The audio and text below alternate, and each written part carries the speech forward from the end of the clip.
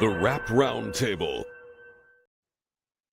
Yes, sir. The Rap Roundtable back for another edition of Monday Night Raw. Late as usual, but always on time. You know, we got jobs and families, baby. We got to make sure that our affairs are properly in order before we press play. You know what I mean? Shout out to everybody that's already in the chat. Shout out Seed Today's, Dante86, Writer 12, Mika Rad, Lion Nicolette. That's a new name. I haven't seen Lion Nicolette in the chat. Rita in the chat, BTG in the chat, Elaine in the chat. You know what I mean? Shout out 86. MTP Management, T Dave. Shout out Blue X. Shout out everybody in the chat. Word up. What's good, man? It's your boy Job here alongside the Rap Snob, alongside Dean. Macy will be with us shortly. All the way. I put the display names back up because, you know, I'm getting tired of niggas spelling sin name S-I-N or C-Y-N. Like you know what I mean? They've been spelling Dean's name wrong as well. They've been calling Mace something else sometimes. So let's get back to putting the display names up just a little bit so niggas can know how to spell everybody's name and whatnot. You know what I mean? You know, we gotta keep the uniformity real uniform. TT Unique chat, Mr. D66M in the chat. Shout out Mr. Demonstration, Mars Demonstration, G Jones. Everybody following in. You know what I mean? Look, I love to see it. Fellas, how y'all feeling, man? How's y'all Easter and whatnot, man? It was all good, chill. You know what I mean? Instead of like a dinner, we did like a little brunch over here at the crib. Mm-hmm. You know, just family vibes, chilling. You know, had a little what's that called? The champagne and orange juice, little mimosas. Little mimosa energy. Little mimosa action on deck, you know. A lot of pancakes and just Hey, did the brunch vibes. Brunch, yes. Yeah, hash browns, eggs, bacon. Brunch in a minute. Eating swell, son. Yeah, man. Some biscuits. It's a moment with some good eggs on the side. That's a moment. He was at the crib, had that panini going for the Easter holiday. You know what I mean? Yeah, we decided to switch it up. You know what I mean? We was like we all love a good brunch, and we were just thinking like, why not just do brunch for Easter? Shout out gotta be dinner, man. You know, that was. You know what? I might bite your steez next year. Not gonna hold you, because you know what? And then you paid for it. You didn't have a bunch of niggas in your crib. You went out, you ate, you had a good time, you came home. Hell yeah, shit. Like that. You know what I mean? And then you have enough time to digest during the day. By the time you get to the nighttime, your acid reflux ain't fucking you up like you usually do with a late dinner. You know what I mean? Your heartburn ain't acting up like y'all know what I'm talking about out there. I can't. Yes. You know what's funny? Like, this year we had lamb, and lamb don't be destroying the acid reflux like a steak or a chicken. Yeah. Like lamb is a much more easier digest with the leg of lamb. That shit was top tier. You know what I mean? Yeah. Pretty good. You know what I mean? Now my shit was basic, man. I watched NBA basketball and it's been on Claritin. The allergies have been fucking with me. I don't know how y'all niggas is doing, but my allergies have been on 12, bro. Drugs? What do you mean? I'm on Claritin right now. All right, you're doing the drugs. Slow motion. Wake up, Claritin. You heard? I'm on. What's the other joint? What's Claritin rifle again? Zyrtec. Yeah. Immediately to the Zyrtec. We see Kenny Mac birthday, April 1st. Happy birthday, belated. Hey, happy birthday. That's my grandfather's birthday. You heard? Happy birthday, Kenny Mac. That's also our former colleague, or my former colleague, y'all colleague, AJ. That's his birthday as well. Salute. Happy belated to the homie AJ. Nice. If you're watching AJ, salute. What's this guy? What is I don't want to lie. Why would I tell you I got the drops from, bro? You know what I mean? Go find that shit. You know what I mean? Yeah, there's no sample snitching on this podcast. Do the knowledge. Get out of here. Go find it the same way I found it. Much love for you asking. Let me not kick you back in OD. Much love for you asking.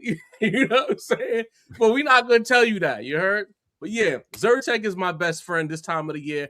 And it's not too bad yet, because by the end of this month, April, I'll probably be taking 2 pills. Right now I'm on 1 pill, and that's getting me through. You know what I mean? My car's not green, so these are good signs. We're not in pollen hell yet. But anyway, Macito will be with us soon. Good Easter vibes. Good to see everybody following in. We got a few things to talk about. We got to talk a little bit about this Drake situation, because all the news coming out, it sure sounds like that appeal is on his last legs. A lot of noise coming from the Iceman camp. We got Frazier Tharpe coming in, the person who sat down with Jay-Z and did that GQ interview that shook the room last week or the week before last.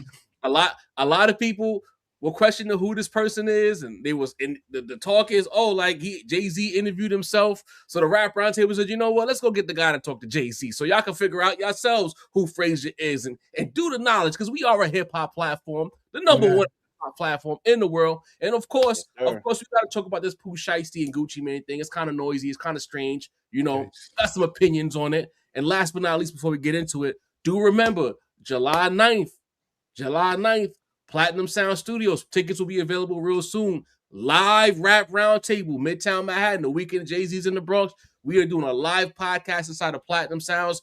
Make sure that y'all cop them tickets once they drop. Come pull up with your guys. And when y'all cop the tickets, come buy some merch. Come eat food, get drunk with us. Come build with your guys. Long story short. But anyway, if you're in New York, real easy to get there. Every train goes there. Every bus goes there. Every cab goes there. Every Uber goes there. Whatever you take, your legs will take you there. Whatever you take, you can get there. July 9th.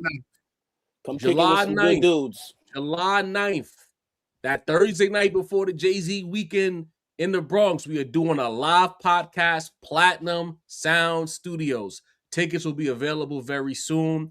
Come and have a build of a lifetime with your guys. Come shoot the shit. We like shooting the shit anyway. So come shoot the shit with us. Food, drinks, talk about some rap, good DJs, good vibes, merch, everything will be there. Make sure y'all pull up and log in. Before we get into the drink of it all, we gotta talk about Jermaine just a tad bit, because a tourist decided to have an opinion on Jermaine Cole, and he wanted to have a dissenting opinion on Cole. So these tourists usually be the ones that piss us off the most. So let's get right into that at the top of this episode. Which tourist is this? This is my interpretation. He's having a truly honest conversation with people about a dishonest medium. Right? Like when you're rapping, you are wearing a cape and you're living up to that persona and you're living that fucking life, right? Like Tupac is I'm Thug Life. I got it all the way. We're not talking about Tupac taking ballet classes. He's not talking about any of that shit. I am Tupac, this character, and that's who I am, and I'm living it through and through. It's a different thing. Sure. It's different. I'm sure we can dissect it. My point is that, like, to this, like, I don't know. I thought it was like a really vulnerable and honest moment. Do I think that there's other rappers out there that some days I think they're better than me? Yeah. Do I think I'm really nice and sometimes I'll write a verse and I'm like, I'm nicer than everybody? Yeah. Which I think is probably, if most rappers were being truly honest with you, they would have that same feeling. I doubt it. No. But you doubt it because they won't have that honest conversation. But to your point, does that honest conversation chip away at the brand? And if the brands is about being, I'm the most macho, I'm the biggest guy, and I'm untouchable, then that's not. Kendrick Lamar said, he says it, motherfuck the big three, it's just big me, and he went out there and proved it. But you don't think there's moments where Kendrick feels insecure? There's moments where, interesting. That man is always rapping like the Rinse do. At least in that booth. By the way, the booth that's what he's saying in the booth. I feel it. You know he's didn't. He actually said the opposite. He said at times when I put on the cape, that's what I feel. Man, you don't even need to wear a cape. Just wear tights. You know what I'm saying? Wear tights and go in there with some pizza dough if that's how you're going to feel. If you going to there's no need. There's no need. Luigi Primo, you get multiple shout outs. I'm just letting you know, you get multiple shout outs. To put on the cape at all. Right. If you don't feel like you the best. What about someone like Andre 3000, who's always been very introspective and vulnerable? He never. You know the difference? What? Say it again, Alex. He never says he's the best. He never said he was the best. J. Cole.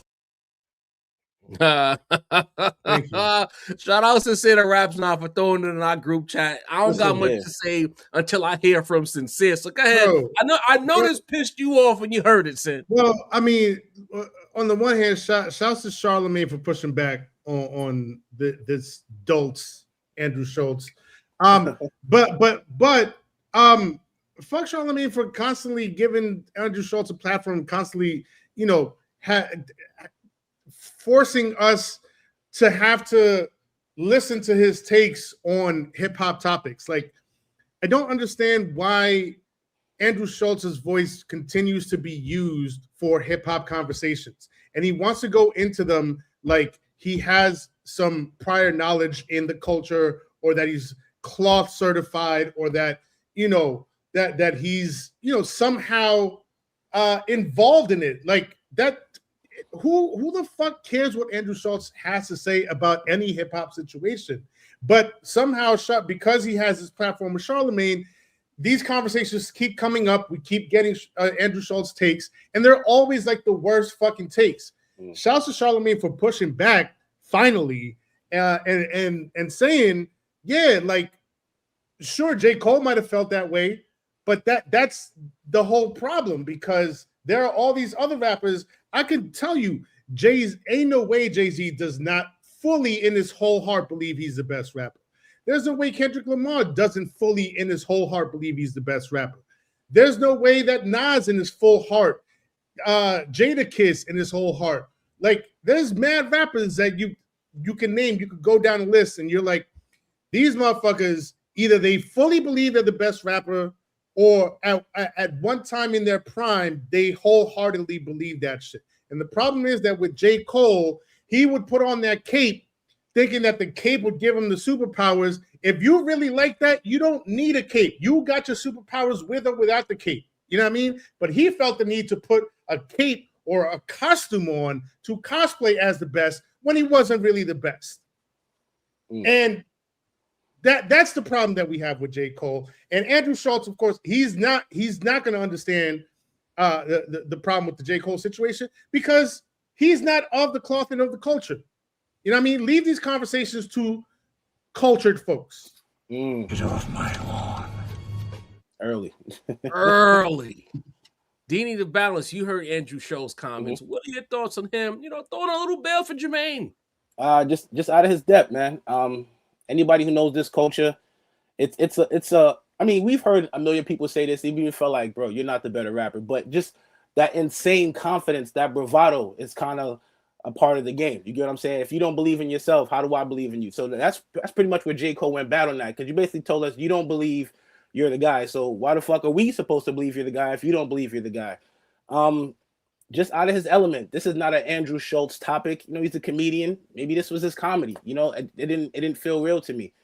I think I don't want to go the W. You know, we always go to the white. I don't want to use the white thing, but I just feel like he's sitting next to a brother. You know what I'm saying? And a brother is giving pushback on this. I feel like if I was discussing some shit with like an Asian man, and we talking about some shit, he's giving me. I'm gonna probably listen to him if the topic is about Asian culture. You get what I'm saying? My thing is, you don't understand it. You don't understand it. Like, hip hop has always been like the one none, like how boxing is, where you just out there by yourself. Like, it's not a team sport. Hip hop is kind of the same way. It's always been one and gun, one and done. So I just feel like he's not the best person to speak on this per se, but we're in a culture today where everybody speaks on everything, even if they don't know what the fuck they're talking about. You know, so shout out to Andrew Schulz for giving another bad take. I'm gonna have to add that to this platform, the Lord Jamar joint, because that would have been apropos. What the fuck are you talking about? Macito, you just pulled in, but I'm pretty sure you're familiar with Andrew essentially saying that Jermaine, as an artist, can create that persona and feel like he's the best in that moment and not be taken seriously. What are your thoughts on that? Much like Sin, I'm wondering who the hell asked Andrew. I mean, we know who asked Andrew Schulz about hip hop culture. He's sitting right across from him. Yeah. But there's often, you know, and especially in like the last couple years, because of how crazy this big three situation, this battle situation has been, we often are given the opinions and asked about the opinions of people that we do not care what they think about hip hop. And Andrew Schulz is squarely in that corner for me. I'm gonna disagree with Deanie just a tad.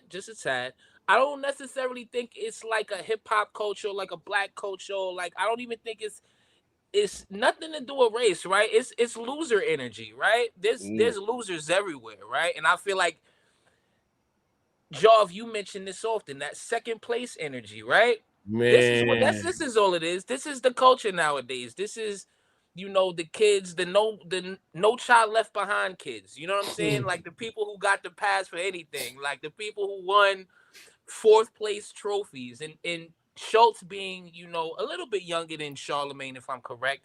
Yeah. He, you know, like me, grew up in that culture, right? So that's, to me, that's what he's displaying. That, you know, back in the day, you know, once upon a time, we all called the loser a loser and kept it pushing after that. You know what I mean? Nobody felt bad about Ja Rule. Nobody felt bad about, you know, Lil Flip with T.I. Nobody felt bad about, you know, even people say J lost, right? Other than Jay fans, nobody felt bad for Jay. You know what I'm saying?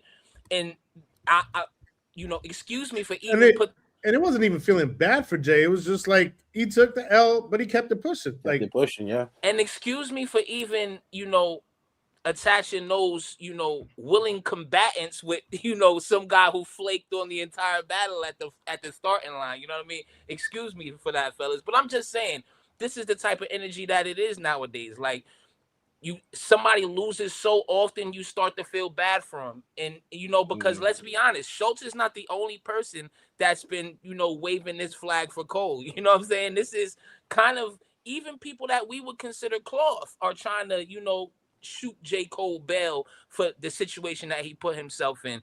So it's just, listen, although, you know, Andrew Schulz, the most hip hop thing about him is getting dissed on GNX, if we want to be honest. That's the most rap thing about him. But it is interesting because he to me kind of shows what there's a growing portion of fans who do believe this. You know what I mean? And that's why it's up to people like us to, you know, shout him down and let him know the real context of the situation. It's interesting, man. You know what it is? I guess we talk about new rules a lot on this platform, especially with hip hop culture specifically. We're always talking about the rules of engagement, how artists have to navigate within those new rules and make sure that they're on the right side of history with said rules. And I think what they've been trying to like propagate is another new rule where you could be super lyrical. You can say you're the best on wax multiple times over multiple years, but you don't necessarily have to believe that you're the best. Like, they're trying to create this scenario where both things can be true, as far as I can say I'm the best but not believe I'm the best. I don't think I like that rule. You know, I'm not locking in to that rule. Now, is that a generational divide? Yeah. I think everybody gets close to or above 40. They're not going to subscribe to that because we came up with hip hop in a way where you were supposed to be, if you said you were the best, you're supposed to prove it. Because at the core essence of hip hop, especially for the 40 and up crowd, hip hop is the ultimate show and prove culture. You can't just walk around saying you the nicest tagger. You can't walk around. You couldn't have walked around and said you was the nicest breaker, the nicest MC, the nicest DJ. You had to prove to the people you were around before you even took it to other neighborhoods. If you was in your neighborhood and you said you was the best, you had to prove it on your block. Then you had to prove it around the corner, and then 2 blocks over before you left your borough or you're part of your borough. You had to be the best in Canarsie to go to Flatbush and then go to Brownsville and then go to Bed-Stuy, so on and so forth. So for the people of our ilk, our age, you know, because they love, especially the Cole fans, they love calling us old. People of our age, we resonate with that. And the thing is, they refuse to accept this. We resonate with that because those were the rules. You know what I mean? Like, we didn't just make this shit up. It wasn't some boys club to prove you was the toughest. Those were the actual rules of engagement in hip hop.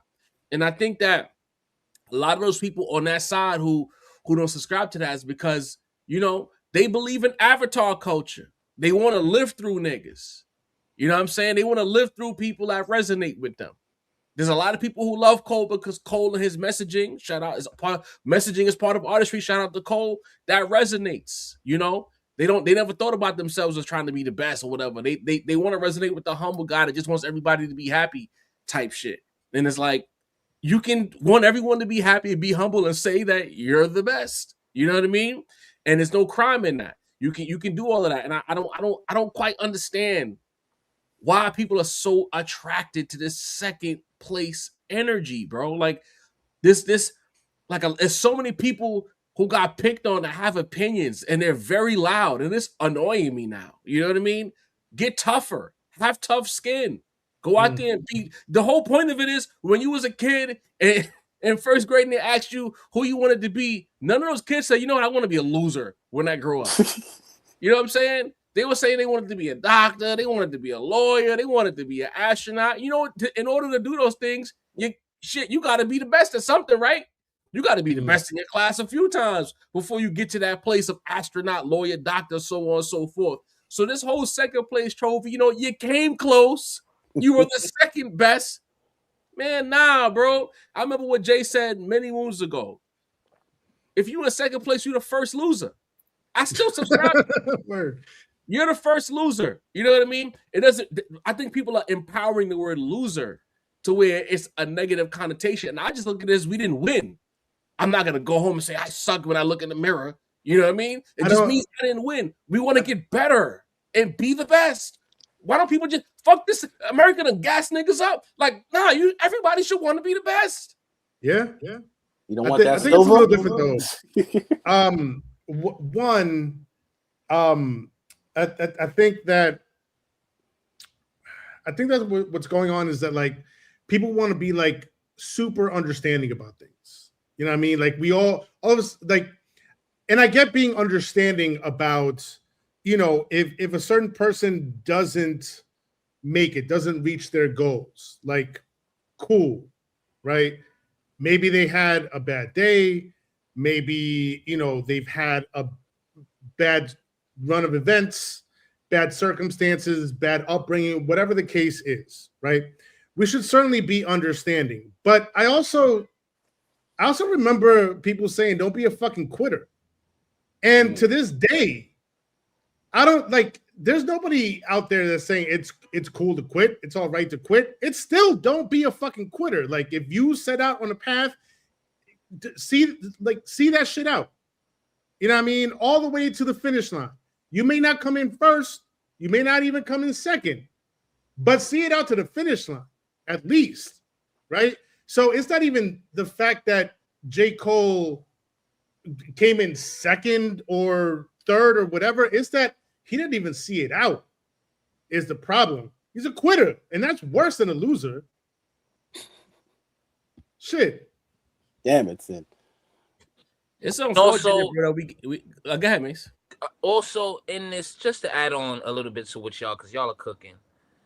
In this stand-up fandom era, people personalize the loss or personalize a perceived L that their favorite artist might have taken, right? So it's like at one point it's like, okay, 50 lost, but I didn't lose. You know what I'm saying? It's not like that anymore. Like people online in this increasing online fandom persona where people have less things to brag about themselves and often have to brag about what a person they follow does, they personalize the loss in a much different way. You know what I mean? So that, like you say, that call for understanding, like you say, it's not necessarily some healthy, we're trying to make them feel good shit. They really just are reflecting it on themselves. They want to feel better about themselves, Right. And from an outside perspective, like I get it. Like it just seems like if you didn't know any better, especially in the second place culture thing, we look like bullies.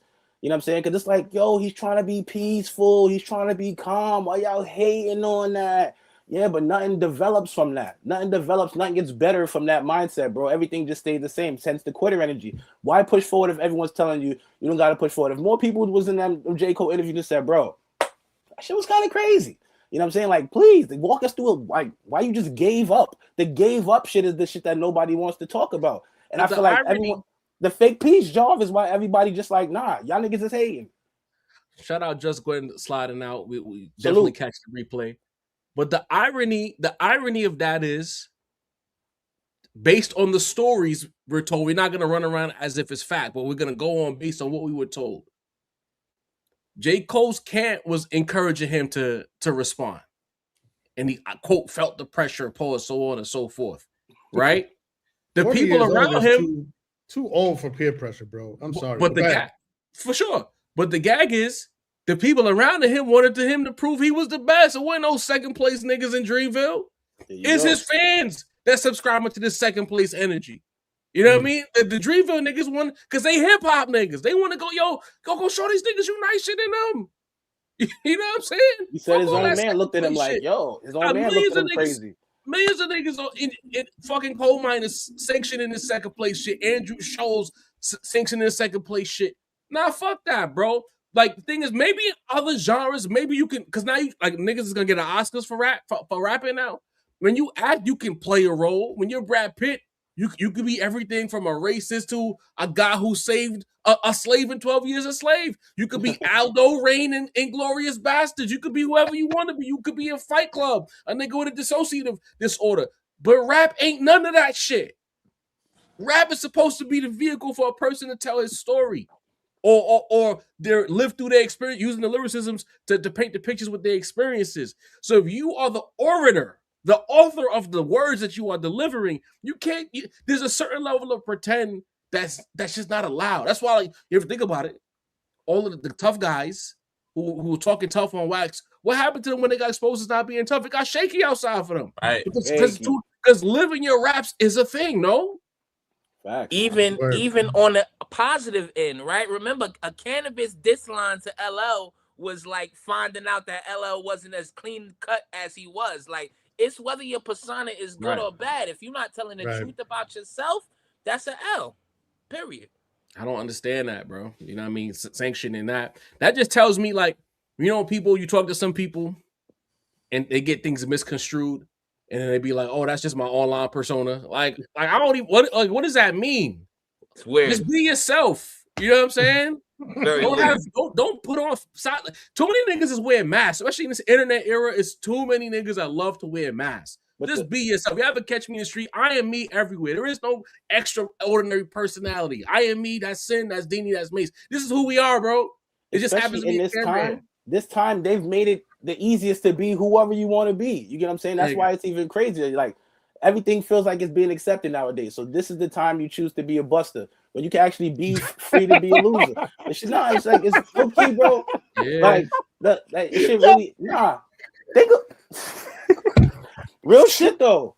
Nah, that's like, listen, you're free to be whatever you want, bro. You can be literally, you can be whatever you want in this day. There's a lane for you, man. You didn't have anybody, bro. You don't see us on here acting like ultra tough street niggas and we got the paperwork and all this and that. We just here to talk about some rap and we leave. Andrew, if you don't know the ins and outs of hip hop culture, shut the fuck up, respectfully. But sometimes in life you gotta be told to shut the fuck up, you know? And everybody who grew up good got told to shut up a few times. Go ahead, Sam. And then he called it a dishonest medium, man. Eat a Frank, what are you, bro? Eat a goddamn politics now? Like, when did this become a political conversation? Hell, man. Like, get the fuck out of here, bro. Like, I mean, he lucky Charlamagne is his friend, but I don't know. Maybe Charlamagne told him the fuck out of here when the camera's turned off. But that's if any one of y'all would have said that to me in the studio in the middle of it, I'd have lost it on camera. You know what I mean? What the fuck are you talking about?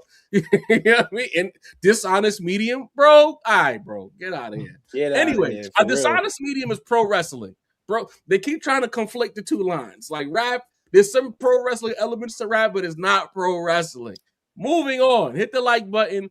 Hit the subscribe option, hit the notification bell, log into All Things Rap Roundtable. Stop what you're doing in fact. Stop what you're doing in fact. We got close to 415 across multiple platforms right now. Stop what you're doing wherever you're watching this stream. Hit the like button right now. Subscribe right now. Lock into All Things Rap Roundtable. Shout out to everybody who followed on Instagram last week. If you're not following us on Instagram, run over to IG real quick, hit the follow, and circle right back. We're not going anywhere. Boom, let's move on. Drake, a lot of news. Mesito, you know I'm coming to you. Get ready. A lot of news coming out of this whole situation. Not the OVO camp, but partially the OVO camp about this whole UMG situation. And the noise is getting pretty loud that the appeal is about to be on its way out. UMG is fighting back. There's actual people who are not a part of the case, but they understand legalese. They're saying that Drake is operating in bad faith with this appeal, with this lawsuit, so on and so forth. Mesito, we know you are industry insider. You are the Woj of this industry shit. You know what I'm saying? Is it looking like it's getting kind of late early for the appeal with the OVO god himself? For sure. Let's start there. Absolutely. I think a lot of us kind of knew this, even when, this is why a lot of us didn't expect him to even file the appeal, because the language that the judge was using, the continuous back and forth between UMG, of all the times we've gone back and forth with this, I think maybe 1 out of 6 times it seemed like a positive for Drake, right? So I believe, you know, even when he filed this appeal originally, I think a lot of us were like, you know, I don't want to call it one of those saving face situations, right? Because we know the lawyers probably cost astronomical in this case. But honestly, that's what it kind of looked like, right? Because as far as what we saw after the you know, the case was originally thrown out, it was exactly what we all have been saying, right? It's nearly impossible to, you know, in the midst of the rap battle, in the midst of what you said to Kendrick back and forth, that this was kind of like, even if the judge or whoever was deciding this was to admit what Drake was saying was true, right? You did the same thing, brother. You know, you feel what I'm saying? That there's the lying part about that. Now, I'm not gonna lie. When I seen this thing today, I'm like, UCLA scholars, who asked these guys about this? UMG is definitely putting in the work on the PR here, on the, you know, calling into all of the people to make sure every time Drake takes an L, it's shown everywhere. You know what I mean? So what's the word? I believe it was Yale. Yale, sorry. See how Mace tried to downgrade it to UCLA. Yale. It was Yale, brother. My mistake. The Yale scholars. You know what I mean? I'm not. You know what I mean? What do they think about, you know, the Ja Rule and 50 battle? I don't know. You know what I mean? Let's ask them. Well, what's going on? That one didn't become a lawsuit, so we don't know. Oh, so I found that very intriguing. You know what I'm saying? And very interesting that UMG is clearly putting the pain in this situation and making sure everybody sees what's going on. Shouts to the Yale scholars, you know what I mean? Shouts to them. Ivy League, bro. What you think of Beanie and Jadakiss, guys? So it's, you know, it's all bad for Drake right now. And honestly, I think it's very clear right now that he's waiting on this situation to wrap up in order for this Iceman situation, or at least that's what I'm reading.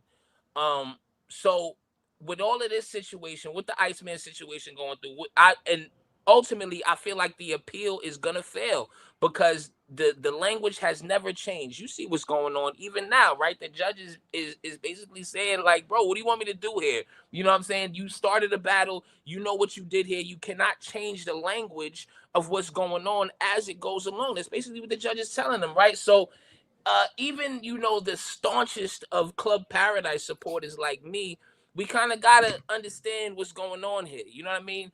Ultimately, as a Drake fan, you know, yes, I am happy that he fought against at least the PDF allegations, right?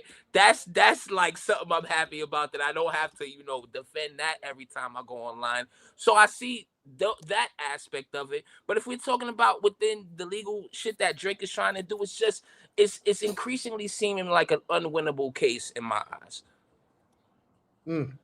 To say the Rash Time, I know you've been following this closely through a couple links in the chat as well. What are your thoughts on this whole situation? I have to give some credit to Drake here.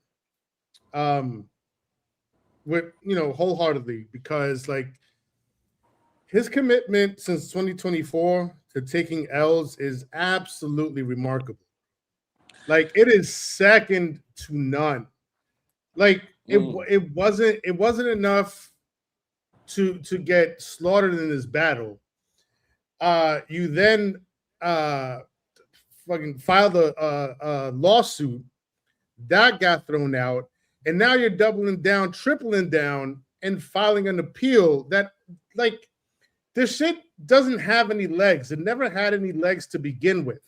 And this just got, I've said this so many times in the past couple of years, like, Drake just keeps going at situations like with no real plan. It feels like it's just like, let's try this and see if it sticks.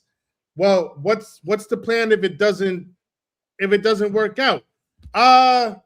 Let's just try something else, see if it sticks. Well, what happens if that doesn't work out? Let's throw another lawsuit on it. Like, what about the songs that didn't hit? Let's throw another song out there, another feature. And like, none of it is really solidifying towards anything. Like, nothing is sticking on the wall. Like, it's all slipping and falling to the ground. Like, and so like for me to hear that he's that this appeal, as we expected, is not looking like it's going to be successful. Basically, I know Mace went over this, but like more or less what they're saying is that the lawsuit is dangerous. Like they literally use the word dangerous to free speech, like the scholars that looked it over. And they contend that since Drake, as May said, since Drake consented to the battle, that and actually like goaded Kendrick into talking about liking young girls, the fact that Kendrick actually took him up on the battle and actually mentioned what Drake had already mentioned to mention. Like there's no case here, right? I can't go to Dini and be like, yo, talk about my moms one more time. And then when you talk about my moms, I'll be like, yo, wait, let me get my lawyers, because that's defamation. Like that shit, it doesn't work that way. You know what I mean? This is this is what's been our point mostly for like the entire time since we learned about the lawsuit originally, is that that's what a rap battle is. It is a mutual understanding that we are both going to get into this verbal altercation and we're going to say probably the worst things that we can say about each other, and see who comes out on top. That's always, and it's like it's a verbal understanding. Drake is the first person to be involved in a rap battle that doesn't understand that this is a verbal understanding between two mutual parties. He's the only one that came and said, "Nah, you know what? You went too far. Not only am I not going to make another record about you, right? I'm going to step outside of this mutual understanding and get the law involved." That is absolutely insane. And then the first time that shit gets thrown out, he doubles down to appeal to get more law involved. This shit never had any legs to begin with. It was always bullshit, and it was always anti-hip-hop. Get Drake the fuck out of here with this shit. I hope he fails 3, 4, 5, 10 more times. Whatever fucking endeavor he partakes in, trying to like wash the stench of failure off of this battle off of him. I hope he fails every last single time, because I'm sick. I'm sick of this, and I'm sick of having to talk about lawsuits in hip hop. Get off my lawn. Dini, your thoughts? Just need to learn how to embrace the L. One of the crazy things I took away from that Jay-Z Tharpe interview is when he said nothing bad happens to you, it just kind of like it's building you up for the, like, basically like nothing bad happens in the sense of by accident. Like everything is basically a next step in your progression, basically. So like people need to learn how to embrace their L's, because the L basically means you didn't perform well somewhere. You know what I'm saying? Which means you need to step your game up. Respect it as it is. Go on and move forward. I feel like your man took a terrible situation. Like Sin said, it just keeps doubling down, tripling down, quadrupling down on a bad situation, bro. Like, and on top of this, there's no music. What you need to do is just drop the appeal. Step away from this shit. Go sip some of those peach Bellinis or whatever the fuck he be sipping on. You know what I'm saying? And just get mentally right, bro. Embrace the L. Because we all embrace our wins, right? We embrace the W's. The W's get you to the next level. Embrace the L. That's the problem with J. Cole. He didn't really embrace the L. You know what I'm saying? He tried to kind of sideswipe the shit. Sometimes you got to deal with what you got to deal with and move on to the next level. I don't know what Drake music is going to entail. I think Jermaine embraced the L, but Nah. I think his imposter syndrome got the better of him. That's not embracing it. Then you gotta be like, yeah, this nigga, he didn't even really rap no bars, and he smoked me. I wrote a whole song. This nigga said one line and smoked me. Like you gotta let it out your chest, put it out into the world, and breathe it in. That's the only way you can get to the next level, B. And I just feel like with all this shit going on, every conversation is about everything about this kid besides the music, and he's a musician. That shit is crazy. It's a basketball player. We talk about everything he do but play ball, and he's a basketball player, you can't. It don't work like that, bro. Drop the appeal, because this shit ain't doing nothing for you. It ain't doing nothing for your image. It ain't doing nothing for your camp. It's just making you look pussy all the way around. Drop that shit. Take a nice little, I don't know if you want to say a month, couple weeks, and start getting on with the music, bro. Because at this point, it's really shameful. Like, we've never seen nothing like this. Like I guess, should 50 Cent sue Damani? You know, like should T.I.? Like, I mean, we don't gotta relitigate that. The suing shit corny. We know that. You know what I mean? It's terrible, bro. Like, Dini, are you telling Drake to drop the lawsuit? Drop it. Hold up. Deanie's wearing a Kendrick t-shirt right now. Is that what's going on? Hey man, I was there. Yo, what the when hell? you're there. Hey man, it's a beautiful day. This is the one I had Jack, available. Go back to the battle. See what Deanie was at. This is crazy. Yo, I was at the show. It was a beautiful invite. Make sure you got to come hang out with me, Cat Daddy. You're missing out on a lot. Deanie's the Homer meme. He went into the bushes with the Drake shirt on and came back out with the Kendrick shirt. No. Never had a Drake tee. Never been to a Drake show. Shout out to him. Real quick. To the tunes. What's up? Real quick. It was just, it's the extra sauce you threw on when you went like this. Man, I'm proud of that shit. You see the Gloria the whole time? We was looking. We see it, but you really, but the Gloria, the Gloria. When you repping like. I was there. That's the difference between niggas who be there and who don't be there. I was there. He saw Kendrick in the rain and took public transportation to go see Kendrick. Man. Shout out to Sin for getting me back to the city, man. It was brutal out there. Sin, I love you, bro. It was wild out there. We had a great time. That's crazy. I'm outside. Hey, but like, yo, Dini said this man. Yo, I've been down since day one, bro. You see the shirt? Dini was kicking Kendrick back in after the 5-year break. We're not gonna let him live that down. You heard? I was at the GNX concert. I enjoyed it. You was OVO in 2024, D. Yo, honestly, I thought Family Matters is still my favorite track in the whole battle. I will die on that. But it is what it is. Saying that with a Kendrick t-shirt on is wild work, bro. Yo, he was like, I'm gonna have a Hove shirt on. 5 years, I'm not going to J. Cole.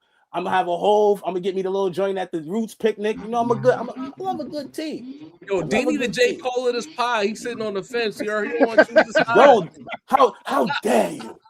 Don't talk to me like that. Ain't you going to the Cole show too? They both is I'm really considering selling that ticket, bro. I'm really considering selling that ticket. August 4th. Man. Nice, y'all. I transfer that over. Family Matters is the best diss of the battle with a Kendrick shirt on is the wildest shit that's ever happened. It's my favorite joint out the battle. Man. Tour Kendrick t-shirt, by the way. Hey, I was there. You got the Drake merch? I don't understand. I've never been to that a Drake didn't come show. from Hot Topic, bro. That's straight out of the tour, my nigga. Yo, what's my 3 words, my nigga? I was there. You feel me? Hold up. Never been to a Drake show? Never. He going to the next one. He gonna be there. Nah, you've been to Kendrick and Absol, right? I mean, in turn, because I was saying the same thing about the Kanye, but in terms of performance, it was a beautiful show. Not my type of crowd, but the visuals, fire. You know what I'm saying? Some people just know how to put together a great visual. I mean, shout out to Kenny, great visual for GNX. Shout out Kenny indeed. OVO, PG Lane, Dini. Yeah, I mean, TDE Dini. Remember, Dini is the Braveheart Rockefeller. You know what I'm saying? Facts. Facts. You been sitting on the fence for 20 years. My 2 favorite rappers, my nigga. Come on. I was struggling internally, nigga. Almost lost myself in the streets. Mates. I forgot this nigga been on the fence the whole time, man. My guys, man. 40 years, D. That's my guys. When Nas do the 30th anniversary of it was written, I will be front center. You know my vibe. I seen that Mr. Commodore skit the other day where bro was Crip on the block with the jail blood, and they came back trying to be Crip. That's you. So you on the Rockefeller block throw the diamonds up? You on the Big Hall block? In the QB chain, like what size? Shout out to Elaine. She said, "Let Dean be great." You see the vibes, beloved. You know what I'm saying? Dean even stinky Switzerland. Shout out to Marty Mix. You got to balance. You on your head top. You on your head top. Yo, I dig it. Word, Marty. D.D. to Switzerland in this pod, for real. Dead eyes. I'm keeping it. My faithful still a piece, like J. Cole. You right. D need a balance. D need a fence. So basically, the legalese of it all, Drake. This whole thing is like wasting taxpayers' times. It seems like, because in this article that was posted by Billboard, shout out to Sin for making that available. The opening sentence of this article starts as Drake appeals this case, law professors say he can't sue over a fight he picked himself. Consent is an absolute defense to defamation. That's crazy. Legal scholars are harshly criticizing Drake's bid to revive his lawsuit over Kendrick Lamar's Not Like Us, arguing that he cannot sue after he consented to the war of words and that litigation over rap lyrics is dangerous. Drake is currently appealing an October ruling that dismissed his case, which accused Universal Music Group of defaming him by releasing Lamar's Grammy-winning diss song that tarred him as a certified PDF. Further along, it says, because this is good literature here. But according to the law professors from Yale University, the case ought to stay dismissed. In a brief filed on April 3rd, they say Drake clearly granted consent not only for the exchange of diss tracks generally, but specifically by goading Lamar to rap about him liking young girls. He did say that, didn't he? The quote goes as follows. Suppose a self-assured boxer challenges the world champion to a prize fight. It's knocked out on live television and with bruised ego and body files a lawsuit for battery. The Yale scholar writes, that lawsuit will fail at the outset for a simple but important reason. The challenger consented to the fight, and consent is a classic defense to an intentional tort. So, long story less long, this whole thing is one massive waste of everyone's time, and there's no defense lawyer or any type of lawyer skilled enough to weasel their way around that. When Drake came out the block, said, I dare one of y'all niggas to punch me in the face, and then got punched in the face. You can't do that. You can't, like, bro, just drop. And the thing is, I'm seeing, Macy, to help me understand, I'm seeing people in Club Paradise, because I don't want to call them the OVO gang, because Club Paradise is a different wing entirely. Right. They're saying that this lawsuit is holding up the release of Iceman. If it's clear he's going to lose to UMG twice, are we ever getting Iceman? Because now I'm confused. There's no way he's going to win this shit. So where's Iceman at? Is he still going to do business with UMG after all of that? I don't often agree with the Paradise. They have, they're the far left wing of our party. You feel what I'm saying? But I do agree with them on this. I do think that the case, because even like episode 4 or the when episode 4 was supposed to come of the the episodic series he was doing on the lead up to the album, episode 4 didn't come right after he lost the lawsuit, right? So I do think in some sort of way, I can't say I know explicitly what the business may be behind the scenes or what, what's going on. But if I'm to draw an inference, I think that he has to work with these people in order for him to maximize the sales on this, right? This isn't, this isn't More Life. This isn't If You're Reading This Is Too Late. Something that Drake could just kind of throw out and keep it pushing. This is maybe as important of a Drake album for his career as like the first half of his career when a lot of people ultimately looked at him in a joke type of sense. So he can't mess around with any sort of business on this. So if he's doing what I think he's doing, probably gonna sell vinyls on this, probably gonna sell merch with this, probably gonna do what a lot of the industry has been doing as far as the way to boost your sales, probably have some tickets, some tour incentives, all type of things. I think Drake is trying to bring out all the stops with this album, but you cannot do that without the conglomerate that has been giving you the assist your entire career. So I absolutely believe that this lawsuit and the whatever the determination of this lawsuit is holding up the album. Now I don't believe what you think, Job. I do think that even if he does lose, he is forced to work with these guys. He has no choice. Drake is the company man, you know what I mean? And not an insult. Shouts to my boy Justin, you know what I'm saying? But he's the guy who has to work with the company in order for it to work. So I gotta say, they have a lot of wild, accusations, a lot of wild claims, but I agree with the Paradise on this one, y'all. Yes, this is a tricky situation, bro. Shot Princess in the comments saying he's rewriting Iceman. What do we think of Ben the Dawn, who heard a chunk of the album and said, "No, you got to go back and drop more bars." He said that didn't happen. I think he walked it back like the very next day. Yeah, so he I don't know what to believe on that front. But Mm. but at the same time, for the sake of recklessly speculating, something we love to do here, considering, well, matter of fact, let me ask the guys and let me ask the chat simultaneously. In this current space of black music, we're not even gonna pull the hip hop card. Black music. Can Drake come outside and still give you the dance and the croony tunes?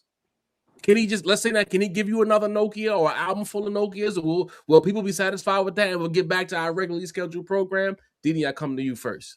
Nah, I think he needs a little more. I think with everything, with all the L's piling up, shout out to Sin. I think it's you need a little more. It's not enough. Shout out to Jadakiss. You know, we know you could do that. You know what I'm saying? And the quality of those songs that you've been doing as of late have kind of sucked. You know, maybe he could pick up the quality, but that's only half the battle. No pun intended. He'll still have to give us some bars, bro. There's got to be a fucking 12 o'clock in Los Angeles or some shit to let us know exactly what's going on in his life. And I think those have always been the staples that he let us know. Los Angeles, hey, man, you know, midnight in LA, some shit. Like we need that. We need a couple of those, bro. We need scary hours. We need scary hours meets like Take Care in order for him to dig himself out of this grave. Sincere, your thoughts?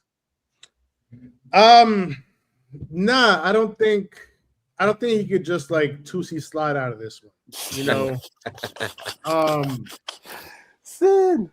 Because I'm gonna be honest, like, look, I understand how algorithms work. So, like, when I go on the timeline, I know the algorithm's feeding me things that I want to see. But it's still in all, like, I seem to be seeing more and more people re-listening to, you know, let's say like 2016 and forward Drake, maybe 2018 and forward Drake, and re-listening to these tunes and with a new clarity in life, like they just like woke up out of a stupor, and they're re-listening like, yo, like we was really vibing to this. Like this just sound like ass now, you know.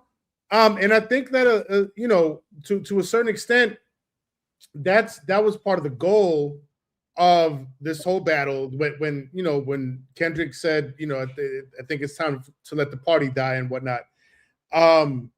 I think part of that was like, you know, snapping people out of this music, this pacifying music, as Kendrick called it. And people are going back and, you know, like they're commenting on, you know, things like 2C Slide and other songs of that nature. Like, damn, this don't hit the same at all. Like it was cool in the moment. You know, we was riding the wave. But now that people have sort of, you know, to a certain extent snapped out of it, now he's gonna need something more. He's gonna need some more substantial music. Talk to me over here, Mace. Is there another Nokia that can just shake this losing streak that he's been on, so to speak? The proverbial losing streak, not the literal losing streak for the Drake fans. He's not losing. You know how that, you know what I mean? I'm glad Sin mentioned that people are listening to 2018 and on Drake. I think about 5 of those albums are on the Billboard 200 right now. So shouts to them listening, you know what I mean, whether they like it or not. You know what I'm saying? Mm-hmm. But we have to be honest here, right? Yeah, it can still work. Mm-hmm. I think that we often forget that we're the most stringent. We're the people with the highest expectations. We're the what some people may call the extremists of hip hop, right? So I think what we're demanding is a lot more than what most people are demanding. Jav said made a very important distinction. He didn't say hip hop. He said black. He said black culture. So this covers not only the people who have the badges that we have. This is all listeners. This is your homegirl at the spot that didn't even listen to Euphoria. You know what I'm saying? This might be your grandma. You know what I mean? That just like when Drake get the "Hold On, We're Going Home" on the radio, right? So we're gonna be honest here. Drake already did this with Scorpion. Now we all know that the Kendrick WrestleMania victory was much more significant than Pusha T's, no way out victory, right? But victories are victories nonetheless. But victories are victories nonetheless. Line. And what Drake did originally was he gave you more hits than he ever gave you on an album. People forget that about Scorpion because the entire album was, up and down. It was literally a half R&B, half rap album.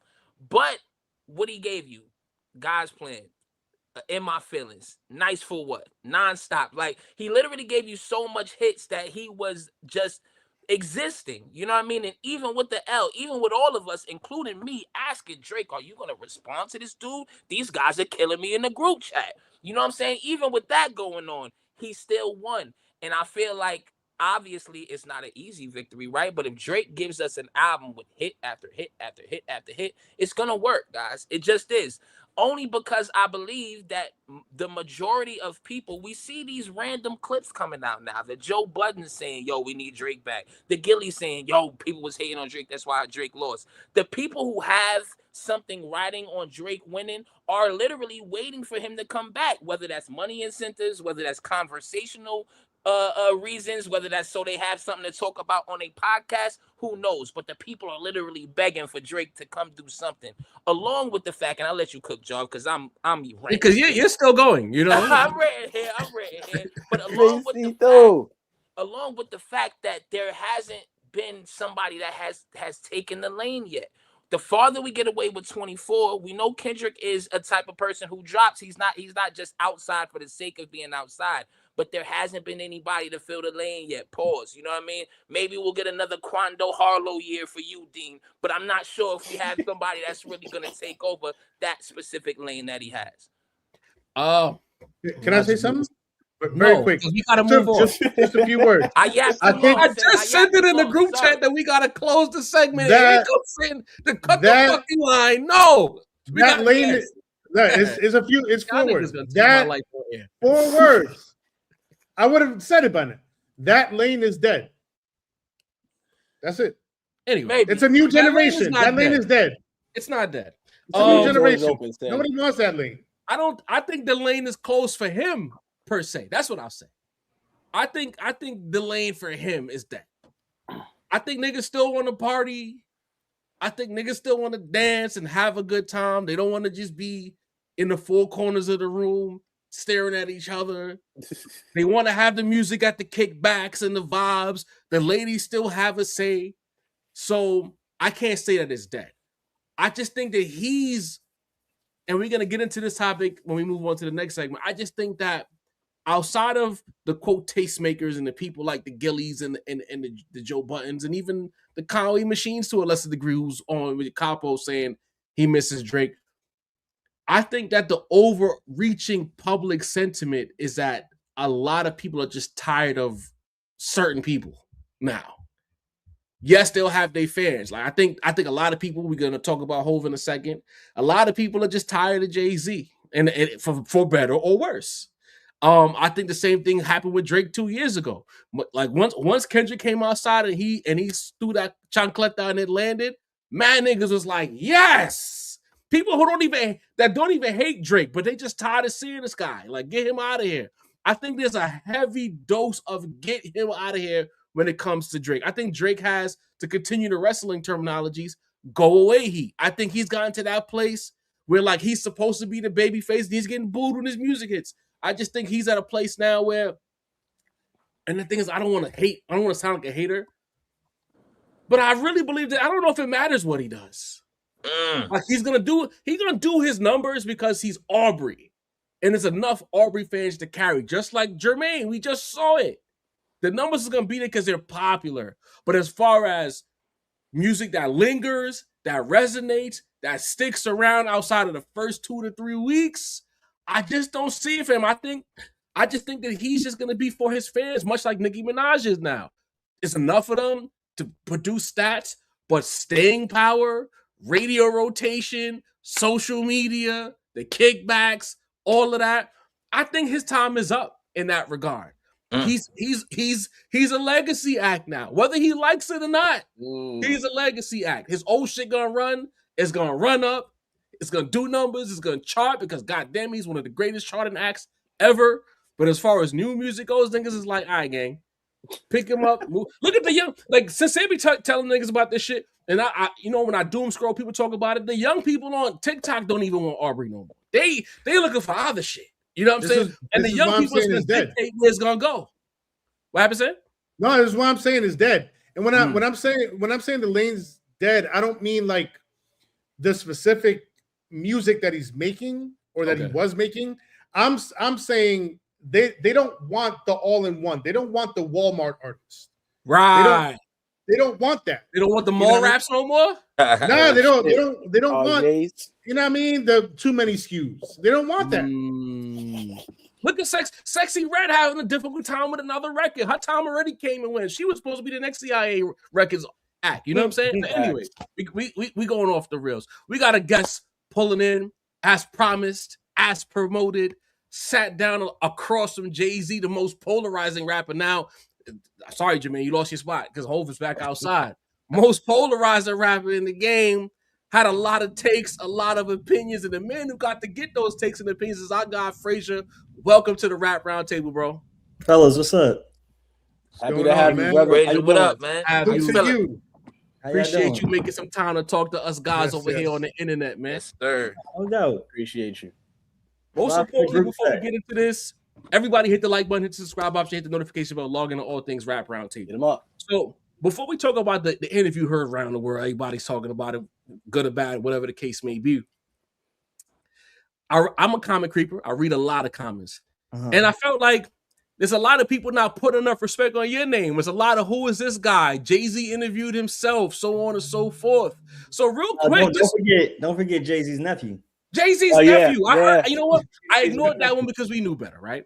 But for the people who are clearly living under a rock, they don't read, they don't check the line notes to see who is what. Let the people know real quick about you, who you are as a person via GQ, sitting in front of some notable acts, time in and time out. You didn't just show up last week. You've been doing this for a minute. So let the people know the history of it. You know, I don't really get off talking about myself like that. You know, like you said, niggas don't read. Niggas not taking bylines out here, but if you go, all you got to do is go to the author page and you see the work. I've been at GQ like 5 years now. You know, ratcheting it up, sitting down some of the news making interviews that have come out. You know, have had my name on it, but it wasn't on video. So now you put a face in the name if you're not doing nothing. You know, it is what it is. I guess I gotta ask the question just for the sake of clarity. When you saw some of those things, do you roll your eyes? Did you feel away, or does that just comes with the job? Oh no, that just comes with it. I roll my eyes at everything. Also, let them know who's on your resume, man. Talk your shit. What's up? Let them know who's on your resume. Talk your shit. I mean, look, if you even look at let's just take it back to last year, man. We did clips. We did clips twice last year. We did SZA. Beautiful. We did Michael B for Sinners. Before that, we did the Future interview that had everybody pressed about the beef, you know. Yeah, man. Pusher, it goes back. You're doing this, people. Do the knowledge. And that's just cloth. Bro, just not gonna mention Beyonce, so I'll name it for him. You feel what I'm saying? Beyonce, John Hamm, Lakeith Stanfield, like Gerard Carmichael, like you active, brother. I know you don't like to talk your shit, but fucking we're talking for you. You're you know, I'll let the work speak. That part right there, real quick before we get to the work. We Macito, he bleeds purple and gold too. Like, how are you maintaining through this down period for us, man? No Luca. Oh, no, no Reeves. No Reeves. It's a rough time, bro. I got Bruno. Personally, I thought last night was gonna go way worse. We got close, but I feel like that's how every game is gonna be now, where it's looks like it's in the window, and then I don't know. Hey man, yo, Luca, get them steroids out. You don't put them in your leg. He's going overseas. Yeah, niggas is in Spain right now getting some. You know what I mean? Like market. I don't know. That platelet-rich treatment. But I got to pay for it all.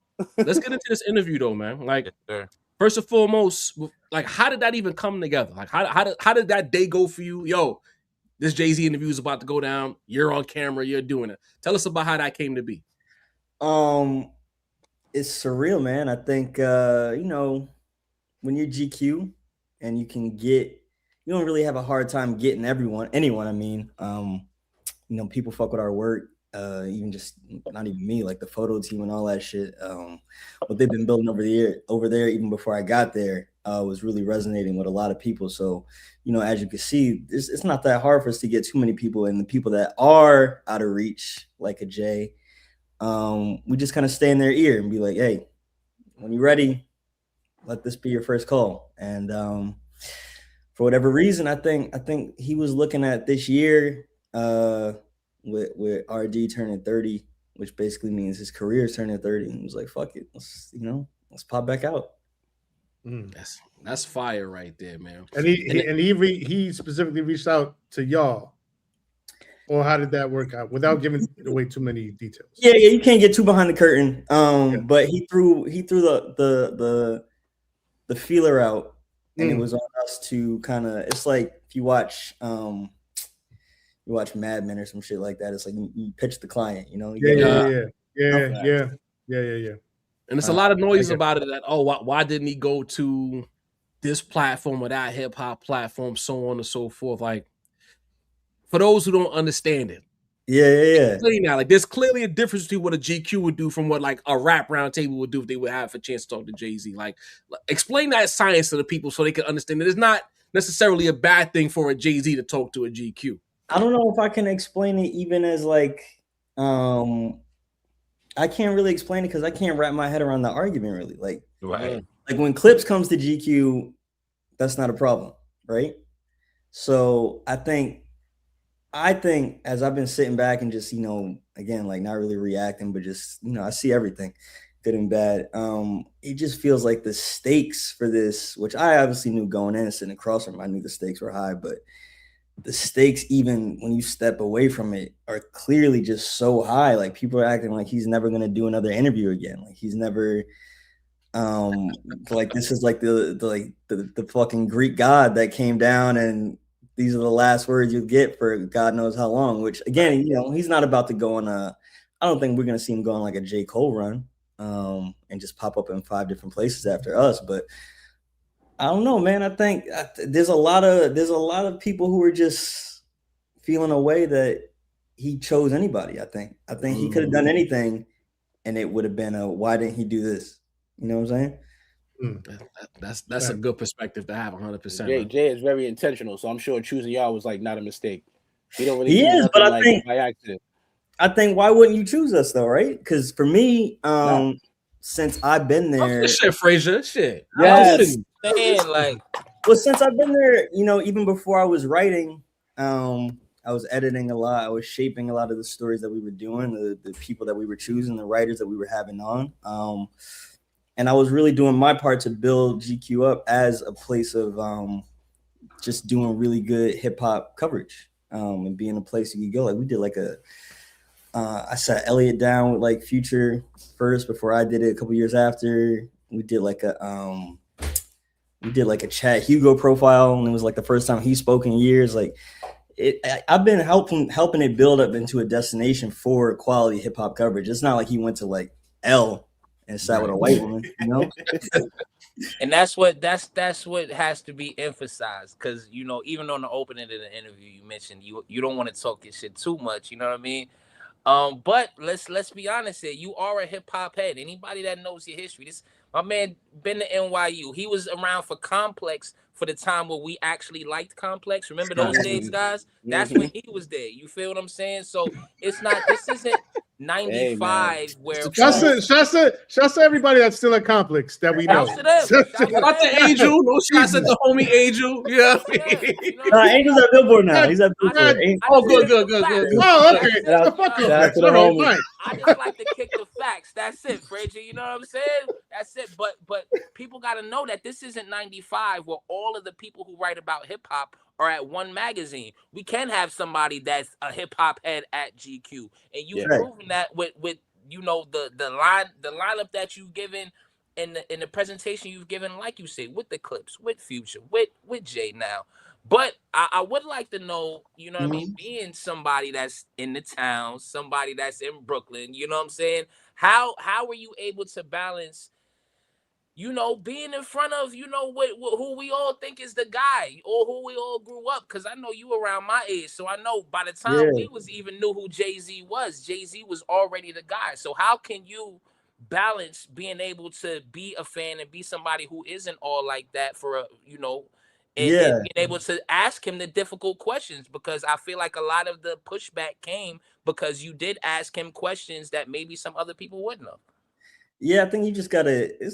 First of all, you gotta treat it the same as, you gotta recognize that it's not the same as any other interview, and then you gotta just trick yourself and be like, it's any other interview. You know, you just gotta go in, lock in, disassociate. You know, just leave your body a little bit and just let the shit flow. You know, once the preparedness sinks in, and just get in there. And he's also a really good. He's a great interview.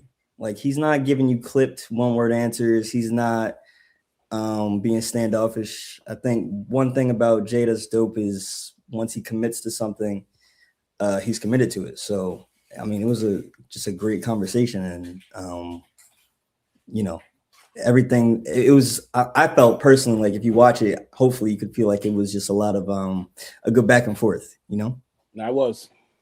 Now, you just mentioned he, you know, gives full answers. They're not clipped one-word answers, but still in all, you know what I mean? We all live and work on the internet, so obviously clips were made. Of course. And, you know, there was several clips that were circulating and kind of rubbed some people the wrong way. You know, there was a clip about the hip-hop pillars, saying battling was one of the pillars, and saying battles don't really have a place in the culture anymore, and then also his thoughts on capitalism. Was there ever a moment where in the interview where you felt like pushing back a little? I know you're sitting in front of Ho, you know, but was there ever a moment that you wanted to, like, just, you know, push back a little bit and say, oh, but on the other hand, like, you know? I think there were moments where I did do that. I think for a certain extent, or after a certain extent, his opinion is his opinion.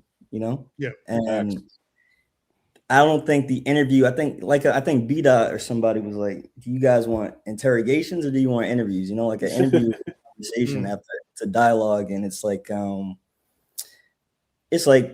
when I sit across from Michael B. and I gotta ask him the hard question about Jonathan Majors. He says his stance on Jonathan Majors, and that's his stance. You know, I'm not gonna say, but. Still fuck with the nigga after he got whatever the charges were or whatever, you know. And I think with Jay, like, after a certain point, like, did niggas want me to convince the nigga to socialism in that conversation? And mind you, that's facts. Mind you, and this is what I also mean in terms of the stakes, right? Because just first of all, just as a fan, I've consumed so many of Hov's interviews, or, you know, any of those classic XXL interviews and all that stuff. But even just in preparing for this stuff too, right? So you go back, and obviously it's been a while, but take it back to like when he sat down on Rap Radar, which was like one of the last significant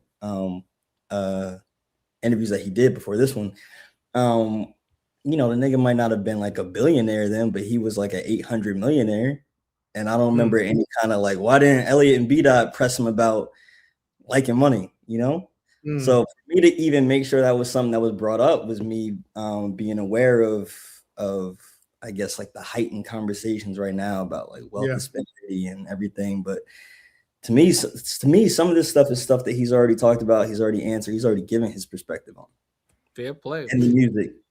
Yeah. And real quick, speaking of questions, we wouldn't be us if we didn't pose this scenario to you. So give me a second. Let me just pull this up, because this is funny to me. You've been doing this over 10 years. Okay, cool.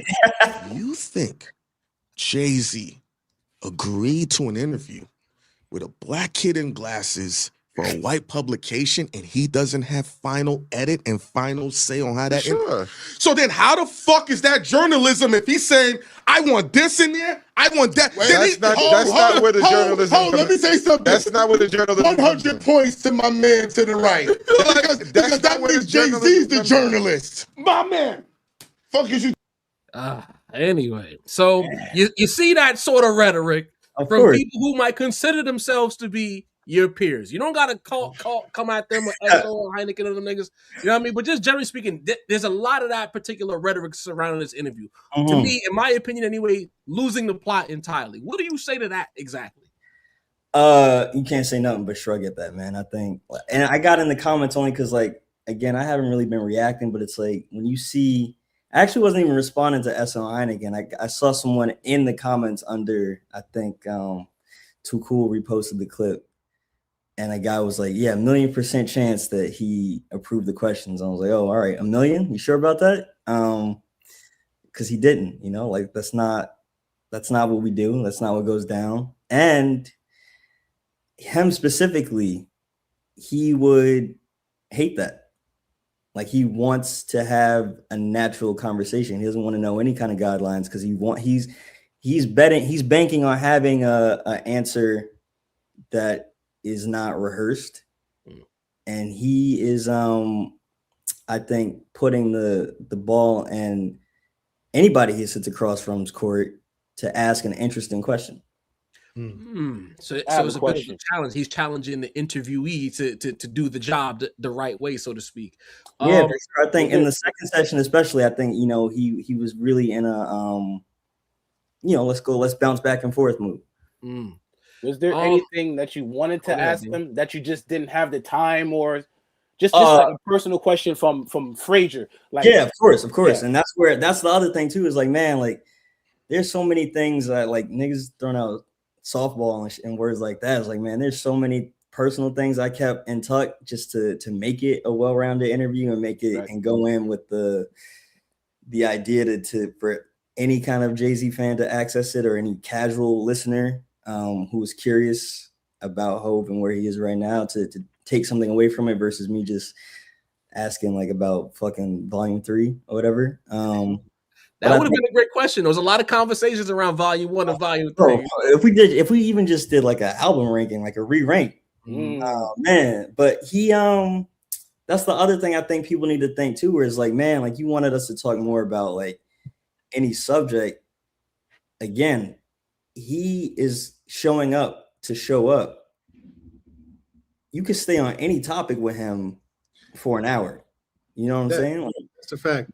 We could have totally been going back and forth about different aspects of the beef or his beefs or anything like that. But it's like, to me, sitting across from him, I understood that answer. I understood where he was coming from, for one. I've seen people try to point out Super Ugly, which he did address himself, but also like just the fact that he is someone who's engaged in beef. And to me, in real time, sitting in that moment, I'm not taking that answer as him not acknowledging that, you know?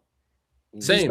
About a larger thing about stan culture and the way the narratives around beefs continue. He wasn't saying anything about the lyrical content of any of those songs or where they took it.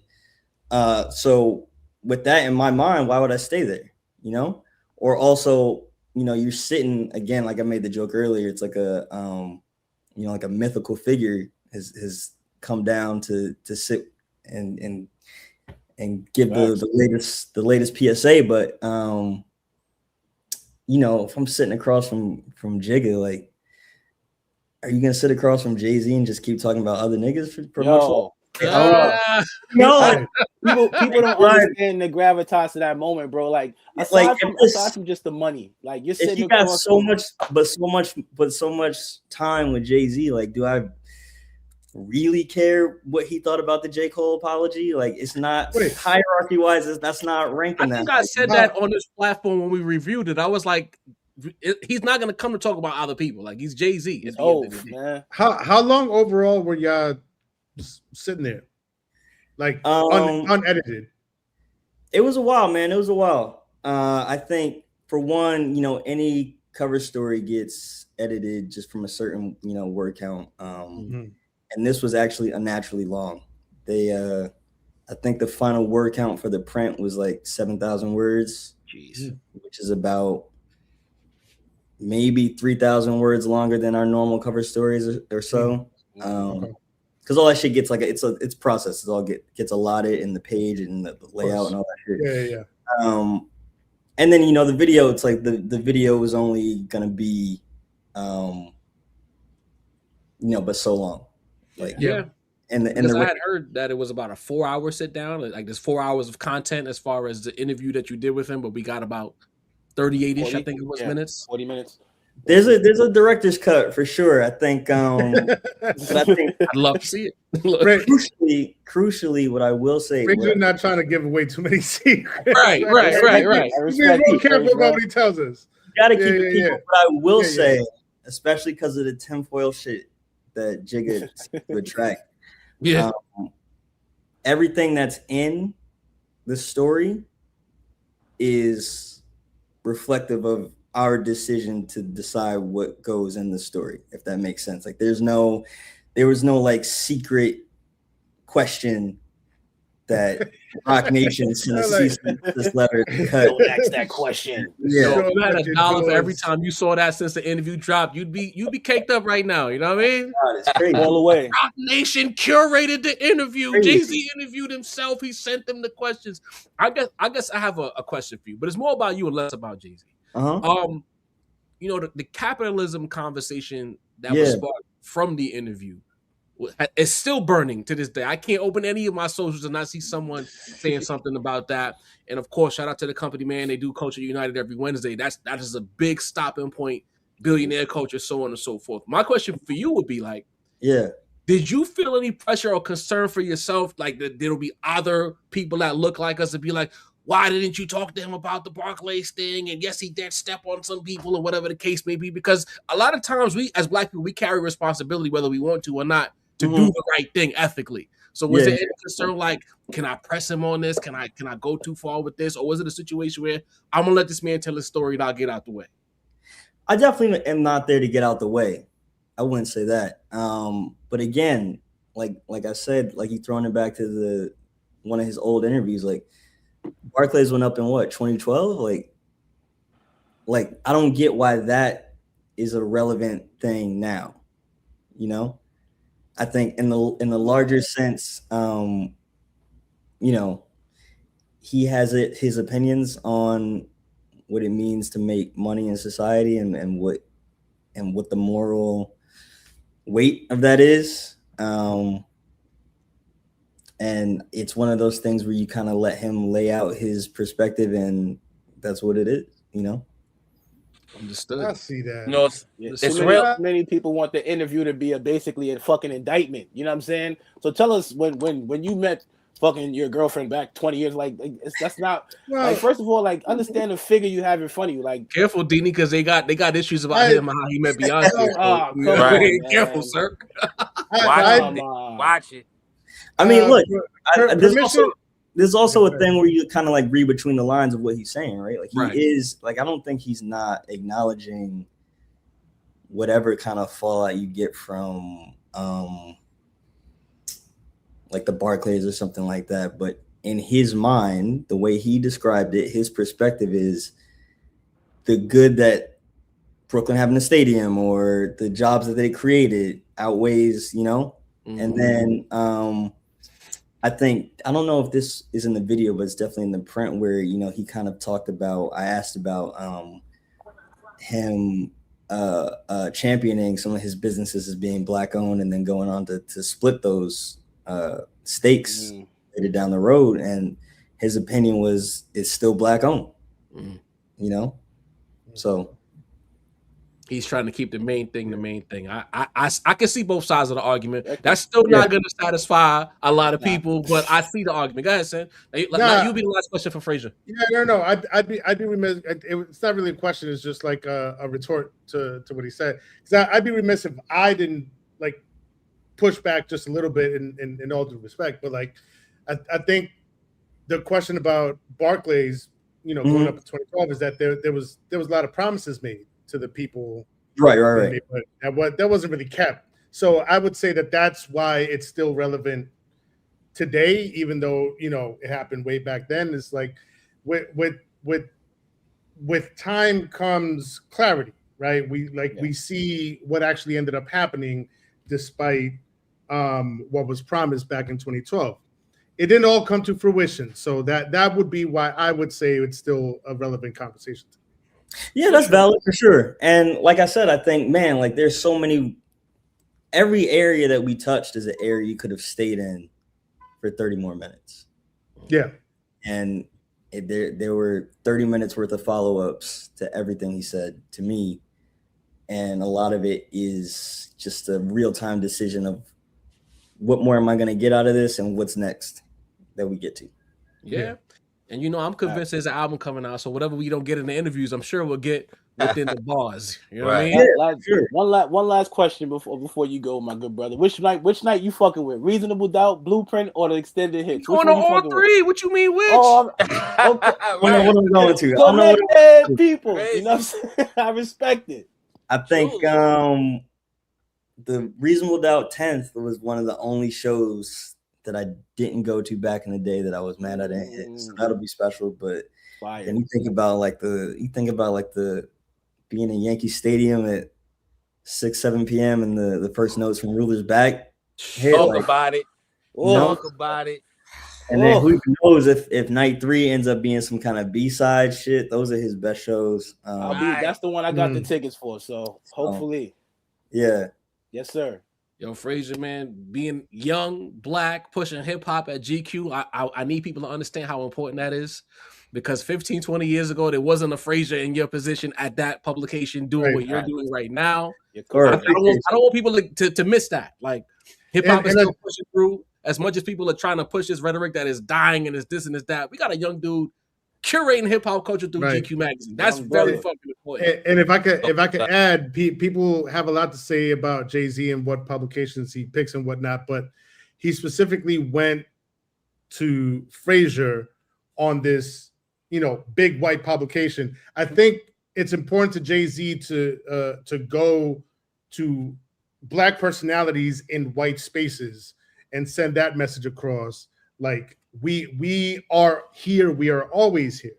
Wherever there's a conversation to be had, we're gonna be there. Yes, sir. Yeah, for sure. And I think the last thing I'll say is that I think it's the variety of conversation is always important. Like, I would love to see Jay sit with Memphis Bleak too. That's a different conversation. Fire, bro. And they scratch very different. Like, as a fan, like, come on, bro. That would be incredible. But that's going to be a different conversation than I want to have with him. And I think the one I had with him is valid. And, everyone's going to have different takes and different angles, different ways they would have done it. But there's a way to say that here's what I would have done it, but here's what I took from this versus, some of the other crabs out there who are just, I did it, but and it's never from someone who can do what you do, Frazier. Because ultimately, from the entire journalism and hip hop community, I seen everyone saluting what you did. So it's always the bench warmers. You feel me? Salute, brother. My guy, I appreciate you pulling up. You're welcome to pull up anytime. If you want to just come shoot the shit with the guys, by all means. Facts. Hopefully we have something to celebrate come spring or later in the spring. Maybe Luca gets back. I don't know, but you keep being great, Frazier. Thanks. Nah, thank y'all. Yes, sir. Appreciate you, bro. Thanks. Keep cooking. Yes, sir. All right. The homie Frazier pulling up to the Rap Roundtable. Great vibes, great interview. Great job of saying a lot, but not saying too much. We love to see it here. You know what I mean? Michael Brown hating. Jesus Christ. Interview was not buns. Like you couldn't wait for us. You just hate. Like, damn, son. As soon as he left, it's like, you got people at the crib and you want to talk shit, but you got to wait till they leave your crib so you can get your shit off. That's what Michael's doing, bro. So as soon as, man, come on, man. Anyway, we got to move on. Shout out to the homie Frazier pulling in. Shout out Moni in the chat. I see you in there. Good job by Moni behaving herself. Well done. I saw you push back, but you behaved. Good job, Moni. Hit the like button, hit the subscribe option, hit the notification bell. Log in to all things Rap Roundtable. Follow us on Instagram, follow us on X, follow us on TikTok. Log into All Things Rap Roundtable as we continue to build a brand. There's a lot of podcasts out here doing certain things, but there's been a lot of Mondays where there's certain people coming here that they're not going. We got who we got? We got Frazier right after the interview. I don't see nobody else getting that. Talk about it. Saha in the midst of the cold squabble. Yes, He's sir. over here. Yes, sir. You know what I mean? None but illustrious guests. And if you go back in the history, it's been a lot of illustriousness at various points, whether live or in studio. Let's not forget Ransom. You know what I mean? Come on, man. So listen, a lot of pods out here, but they're not doing what we're doing. Okay? We're trying to make Monday an event each and every time out. Everybody you watching at some point, they done came through this platform as well. Even whether new pod or a pod that recently took off, they've been here. Okay? Hit the like button, hit the subscribe option, hit the notification bell. Macito, once again, the woes of this shit, we are coming back to you for our final topic. A lot of noise over the past week about Pooh Shiesty, Gucci Mane, robbery, Fed cases, first day out, right back in, so on and so forth. The whole Big 30 was involved. The whole idea was to get, allegedly, of course, to get Pooh Shiesty out of his 1017 deal and over to, what's homie name in Memphis? Yo Gotti. The Yo Gotti situation. And Memphis is, I can tell you, Memphis is as raw as it gets. But nevertheless, I don't have all of the information in front of me.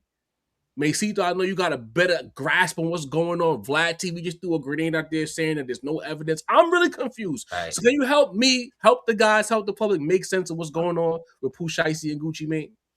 Popping off in Memphis right after LeBron said take the Grizzlies away from him. Is it a conspiracy theory? I don't know, guys. Crazy. I don't know. Is LeBron Nostradamus? I don't know, guys. That is comedy. Yo, let me just get right into it, right? Because this is might be the wildest story in hip hop right now.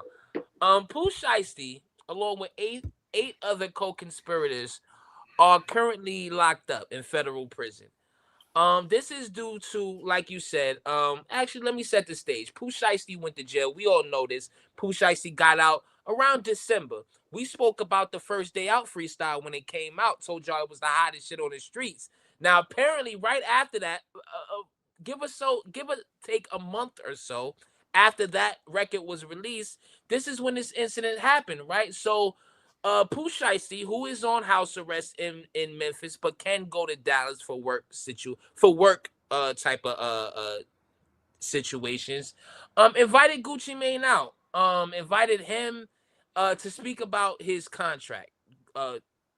We all know Pooh Shiesty signed the 1017. 1017, maybe the wildest record label there is as far as what the artists on the record label have done since he's been locked up, right? So Gucci Mane goes to this studio for this meeting. Along with in the studio, he is with his personal security and off-duty police officer and his Caucasian photographer, okay? His personal photographer, who's been with him for like years now. It's not like no new guy. He's been down for like 7 to 8 years. You know what I mean? No new friends. So they go to the studio. They are met with Pooh Shiesty, Big 30. Y'all know Big 30. He raps along with him. Pooh Shiesty's father, along with about 5 other individuals that if you follow Pooh Shiesty on IG, you see him. They the guys with the guns, guys. So they meet Pooh Shiesty in this studio. In the studio, Gucci Mane and Pooh Shiesty is speaking. Pooh Shiesty says, "Let me out of this contract." Now, the situation is a little bit more than just a contract, right? Apparently, like you said, Jov, Yo Gotti is offering $15 million to Pooh Shiesty to get out of that deal. That's the reported number. That's the number that people that know things have been reporting. 15 mil for Shiesty if he can get out of the 1017 situation and come along to CMG. Along with the situation that Big Scar, who was also signed to 1017, along with his cousin Pooh Shiesty, passed away. Right now, when he passed away, there was big information about that. Gucci Mane would not pay for the funeral, along with the fact that he was requesting the 1017 chain that Big Scar had when he passed away. So there was a little bit of, you know, Some bad blood there. we didn't hear what Pooh Shiesty had to say about it, but there was assumed static because of that situation. Now we go back to the present. They're in the studio. Apparently, Pooh Shiesty comes to Gucci Mane with a contract, a release of the contract that apparently, due to evidence, was printed out at a Staples about half hour before the situation with him and his father. They went to Gucci Mane and they said, I want out of the contract. Gucci Mane responds, that's not how it works. We need lawyers. We need more than this. I'm not doing it. Pooh Shiesty says, go get the bag. Somebody say, go get the bag in front of me. I might skate before the bag comes. You know what I mean? Nice. As soon as the G on the bag is unpronounced, I'm already out the door. Feel me? You know how Memphis dudes talk. They already talk kind of crazy. You know what I mean? So the bag comes. Apparently, Big 30 gives him the bag and then goes to block the door. You know, Big 30's a hefty fellow. Big so nigga. you're not getting out that door. Big nigga, man. So in the bag is apparently a mini Draco. Okay. It's pointed at Gucci Mane. Gucci Mane said he basically. I gotta go grab my popcorn, man. God damn. Yo, this shit is. Yo, Mace in the movie. In a Planet Fitness contract, Pooh Shiesty just showed me how to get out of that. Apparently he points the Drake at Gucci and says, "Yo, sign it, or you know what I mean, or I'm gonna blow your head off." Basically, Gucci Mane signs the contract, signs the release, the intended release. Pooh Shiesty says to his father, "Is it good?" The father says, "No, he got to date it." So he goes back to Gucci, makes him date it. So along with that, he takes Gucci's wedding ring. He literally twists the earring off because you know when you get the expensive earrings, they don't just pop out. You got to twist them joints out. They take the wedding screwbacks, the watch, everything. The people in the subsequent room also robbed Gucci Mane's photographer and the off-duty police officer. That's the important part. And that's basically the situation in that studio. Like we know, Pooh Shiesty does not get out of his contract, and that leaves us where we at now, right? The feds just came out, and they're the ones who told us about this situation. It wasn't Trap Lord Ross or DJ Academics, guys. The feds actually gave us the rundown for what's going on here.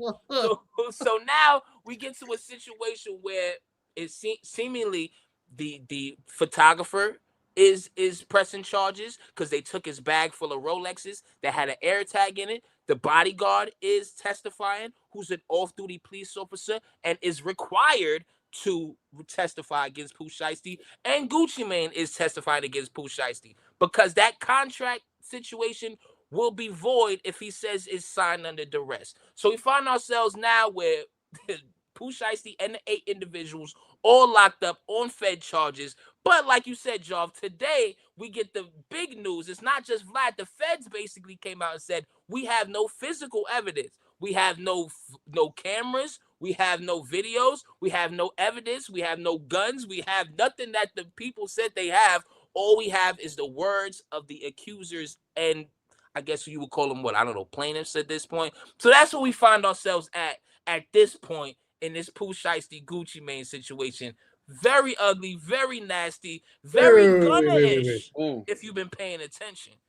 No, I have a question. That's the ACL. Because you just spit like a Nas type of visual movie in pod form. Like I can see the shit. You know what I mean? I want to go grab popcorn, but this is all alleged. He said that he said they said. I don't know. There's no camera. How do you get so many details? There's no cameras. Don't get worked up, Sid. Hold on. Based on what Macito said, it's somewhere in some kind of gray matter area because the feds are saying that this is what we were told and this is what we're going off of. I get based on what I remember, guys were arrested. They are in custody, or they were. Are they still in custody, Mason? Yeah, they're still in custody, Karen. Still in custody. Yep. Okay. So it's like 35% alleged. You know what I mean? That's a lot of details. It's a lot of details for just he said, they said. Depends on. Are you a believe all victims type sin? It depends on how you feel about that. My question would be to Macito. how did that get to the feds and not the local police department? How did it get all the way to the federal government? Well, or was this something that was being investigated by the local police department and then the feds picked it up? Nigga, just you have to remember, the feds. Right. That's it, Dean. Thank you. Pooh Shiesty just got out of the feds. Not clean. He is on probation. He's not supposed to be around felons. He's not supposed to be carrying. He's a rapper. He's not supposed to be committing crimes. Oh, hold on. What? 20-second timeout. They saying in the chat, Offset got shot in a casino. Chat. I need a link. Oh, someone yeah. Link. Chat. I just need that. They're saying he's all right. They're saying he's all right. Okay, well said. We move back on it. If Offset is all right, man, then we will not get nervous. You know what I mean? Rap game is crazy. But yeah, that's really how it was right with the feds, is because we talking interstate lines. Because remember this, Job, these 8 goons that apparently came out there were sent in. I've heard multiple reports. Some people say a Greyhound. Some people say they just drove out in their own whips. But these guys came from Memphis to Dallas for this meeting. So it's interstate lines for these guns, for this alleged kidnapping, for that type of situation, as well as Pooh Shiesty himself just being on probation from the Fed charges he just got out on. But now the gag is there's no proof of weapons anywhere. There's no evidence to support anything. It's all a complaint made by the said victim in the situation. Right. That's interesting. I guess before I get into my spiel, my question would be like, why 1,000 of y'all had to go there? Why couldn't Pooh Shiesty, his pops, and the Draco go? Why we needed so many other people there? Is it because they were concerned that Gucci might have people there? Like, why y'all move so hot? Like, for this? You know what I mean? Gotta have your goons, man. The amount of shit. Because there's no lawyers involved. You was not getting out that deal regardless. Mate, is this true? Word is, I'm hearing a nigga recorded. I'm hearing a nigga recorded the whole shit. Is that true? I don't know if you heard about that.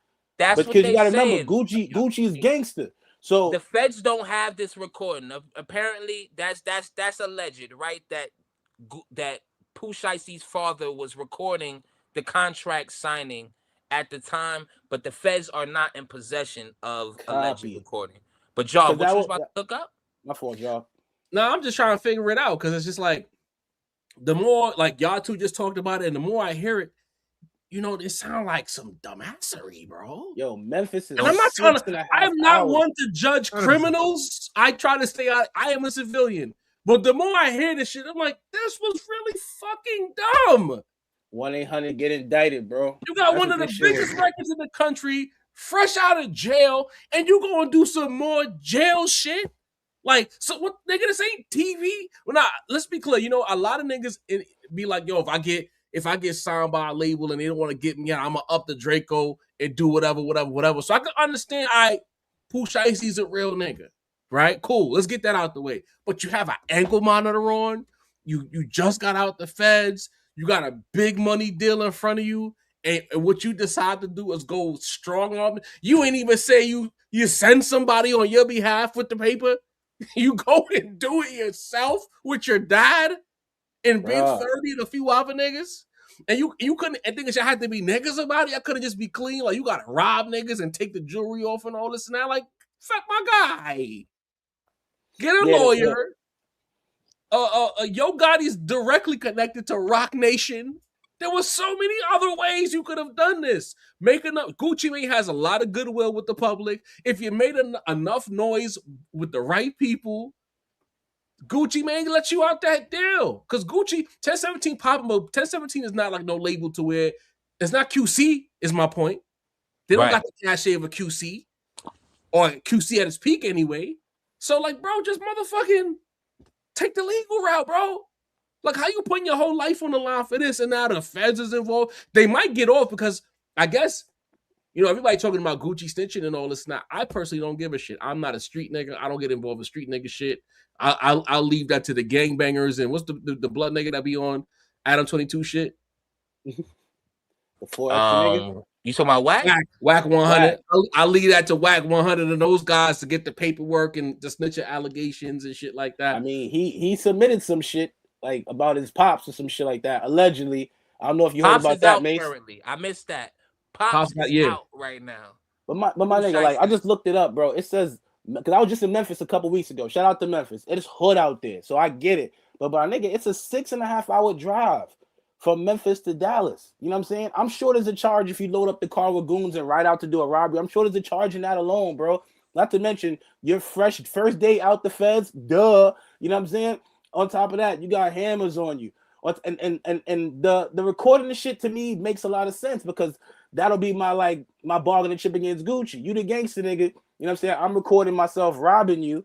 So you can't just go just tell niggas that, hey, this nigga robbed me because you the gangster nigga. You can't run and tell the feds because you the gangster nigga. Like, this is why sometimes being a gangster nigga is a full-time job, bro. And it seems like it don't end because Gucci's 50 and niggas still expect him to stand 10 toes. You know what I'm saying? So, like, at what age can you not be a gangster no more?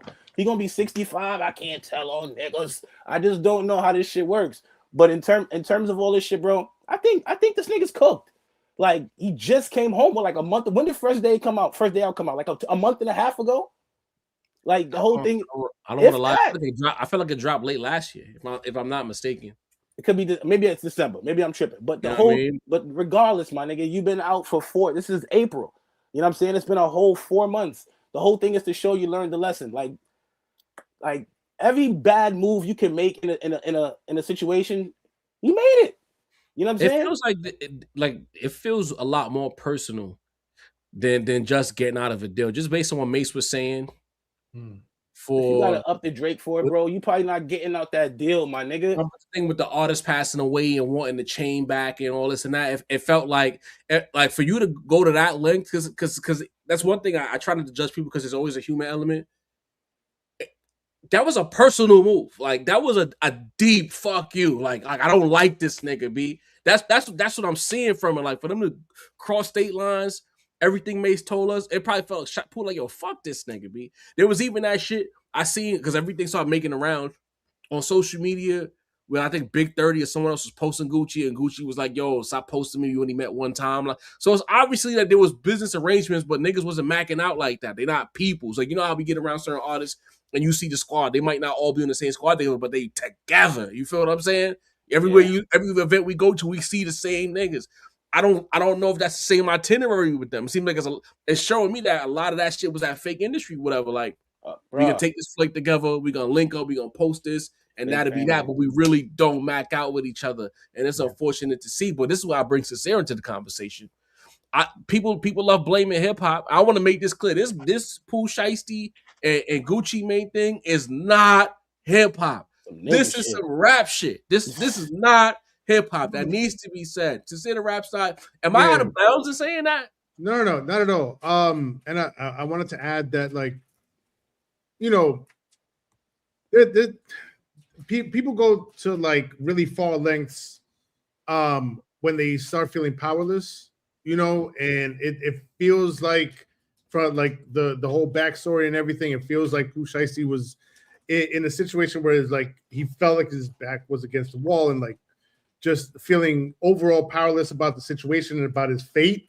Like he had this other opportunity over here, but he can't get out of this contract over here. And like, you know, everything already being in the feds, being on parole, like it all culminated to this crazy situation. And you know, when you live a certain type of life, like, you know, sometimes you feel like any and everything is on the table. You know, any course of action is on the table. So like, I'm sure that's what he felt like, you know. So to add a little human element to it, like, you know, when people feel powerless, they do some crazy shit, man. For real. As far as like attributing this to hip hop, I mean, this feels like street, like personal street shit to me.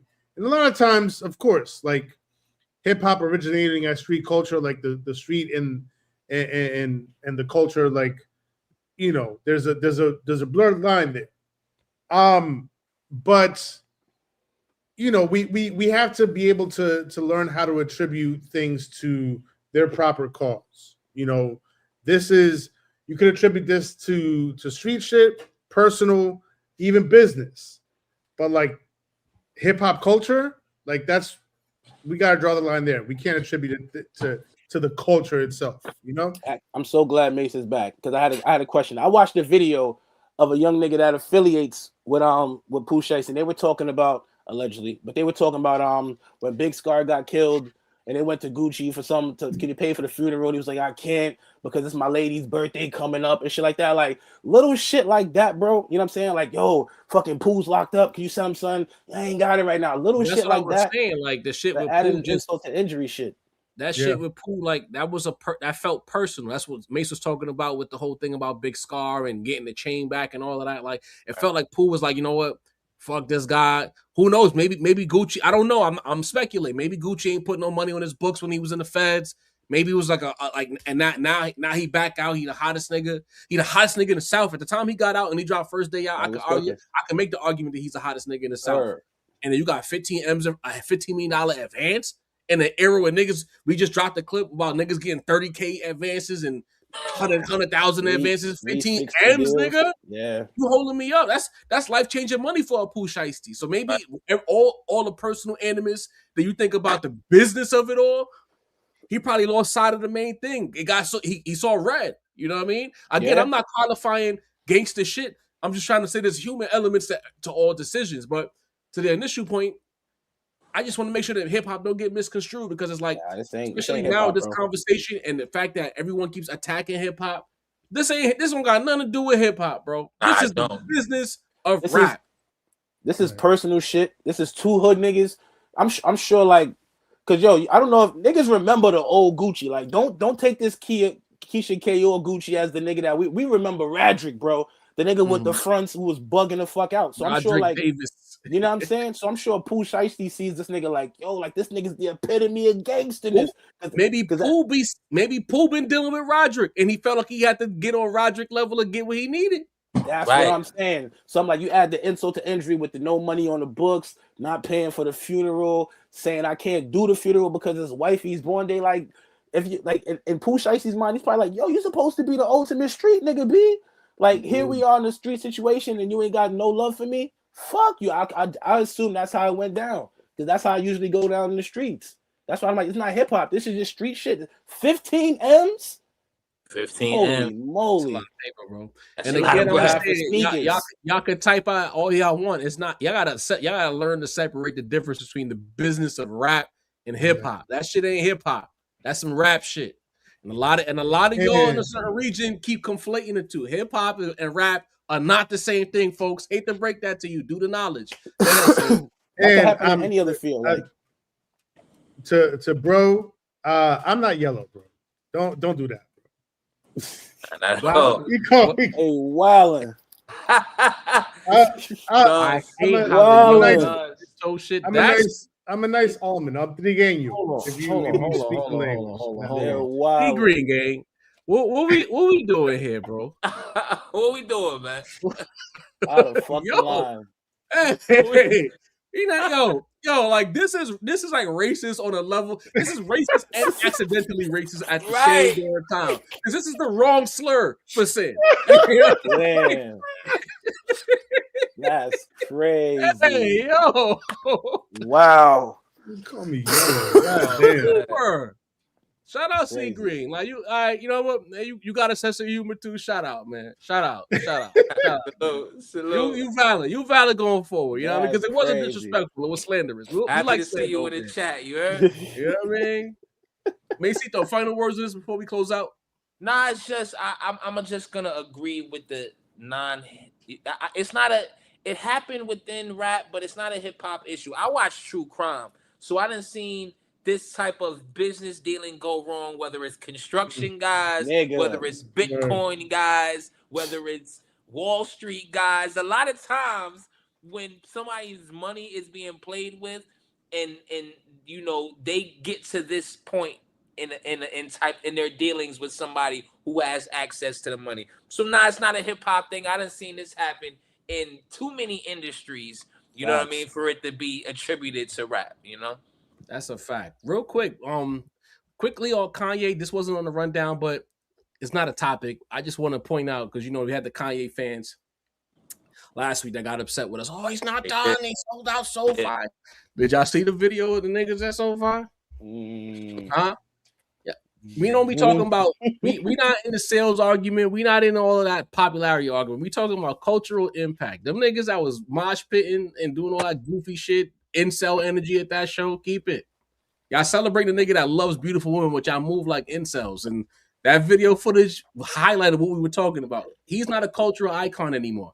He's strictly pop energy. And there's people out there who, and there were some celebrities and some people we know who went to those shows. Yeah. But the Kanye fan from yesteryear is not the Kanye fan from today. And we seen it. It was real. Thank you, Loco. It was real musty. In big parts of that show. Nah, dead ass. Chloe Bailey was there. Company Man was at the show. I ain't calling Company Man musty or Chloe Bailey musty. But a lot of the people with their boots on the ground for some musty motherfuckers. And that's what we're talking about. Shit, this is a tough subject because I personally know people that went to the show and they're not even from LA. They traveled out to LA to Cali to go see the show. I saw that video as well. It's very complicated with Kanye. Kanye is complicated. Yes. It continues to be complicated with Kanye. Me personally, like you couldn't pay me to go to that show, honestly. You know what I mean? I done been to Kanye shows. I've been to Kanye shows in his best eras. I'm not going to a Kanye show in this era. Absolutely not. Glow in the dark era, you heard? It was a lot of punches thrown in that mosh pit, niggas slapping each other, just not hip hop energy. You know what I'm saying? But you know, considering that the folks that I know that went to the show and the celebrities that were at that show, Dave Chappelle, who's also kind of complicated these days. Erykah Badu was in the building. Lauryn Hill. Yeah, she continues to be a complicated person. It was a who's who of complications in that building, bro. You know, complexity. Yeah, a lot of complexity in attendance that night. So, a lot of must. I mean, it kind of pan. Oh shit! A lot of Coors Light drinkers. It is what it is. You know what I mean? All right. The Ye fans gonna hate us some more, but you know what? And the thing is, I could tell why y'all insulted. Y'all don't even speak our language. That's why I don't care to offend you. You know what I mean? I'm gonna call it what it is. But there was a lot of must. You not gay. A lot of must. There was a lot of goatees with no mustaches and no beard. Bro. Hold on. A lot of goatees with no mustache. Nasty beards with no mustache. Y'all niggas is musty. That's musty behavior. I'm gonna say this. Like most niggas, unwashed. The truth often lies in the middle. I think this week has shown that maybe he's not as washed as us at the round table have said. You know what I mean? He got the #1 album and more than the crowd. More than the crowd, I was more like, damn, that track list is a motherfucker that he performed at the show.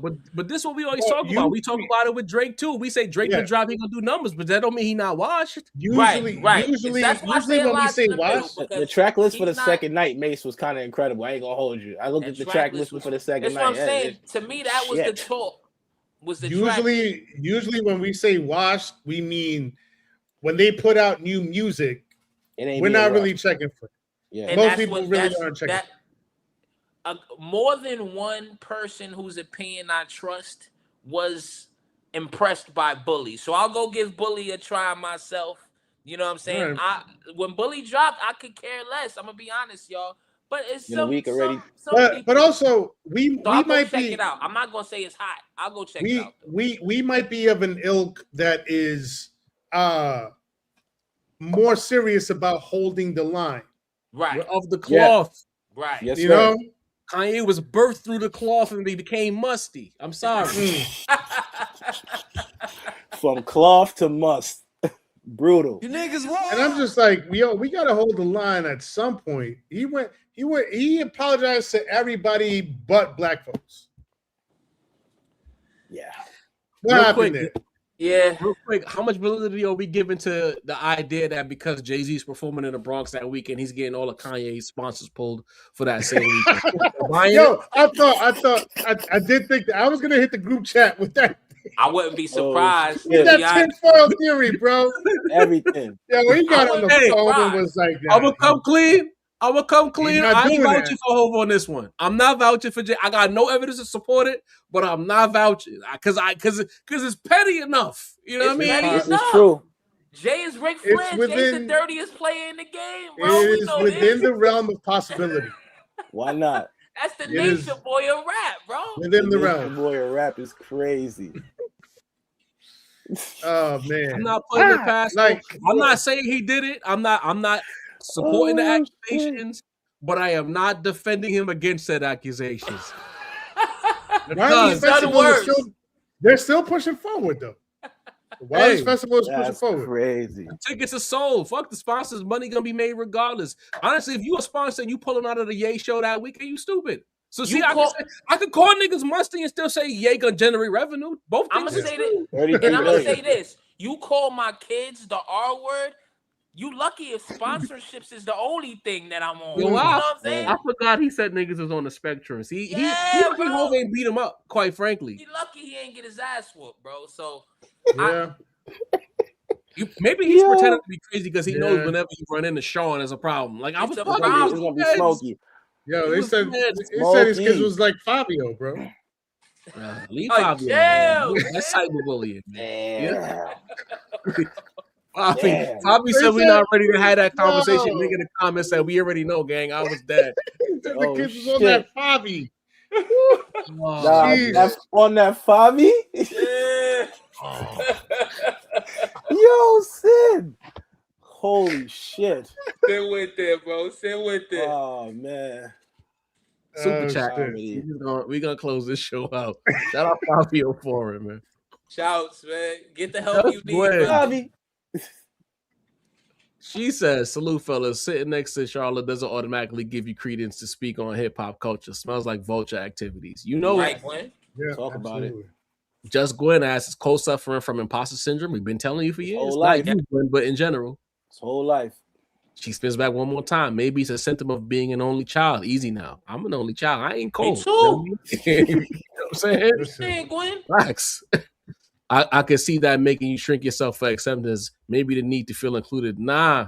that's Yeah. kind of the opposite. Like, if Only you're a children middle like child, Ace, they don't want to be accepted. They want to be left Yeah. alone. You know what I mean? Right. Down in Dixie says Mace could really mention how big of a hit Scorpion was without mentioning that it was so botted that it got Spotify. well, Cold I blooded. might have missed that. You know what I'm saying? Yo. I might have missed that. You know? Oh my Damn. You know, I god! swear, usually, You I'm got going to a say line. this. Usually, it's Shy Princess calling me out on my Drake propaganda. So down in Dixie, you beat Shy Princess this week. You know what I'm saying? She usually the one that don't let me live.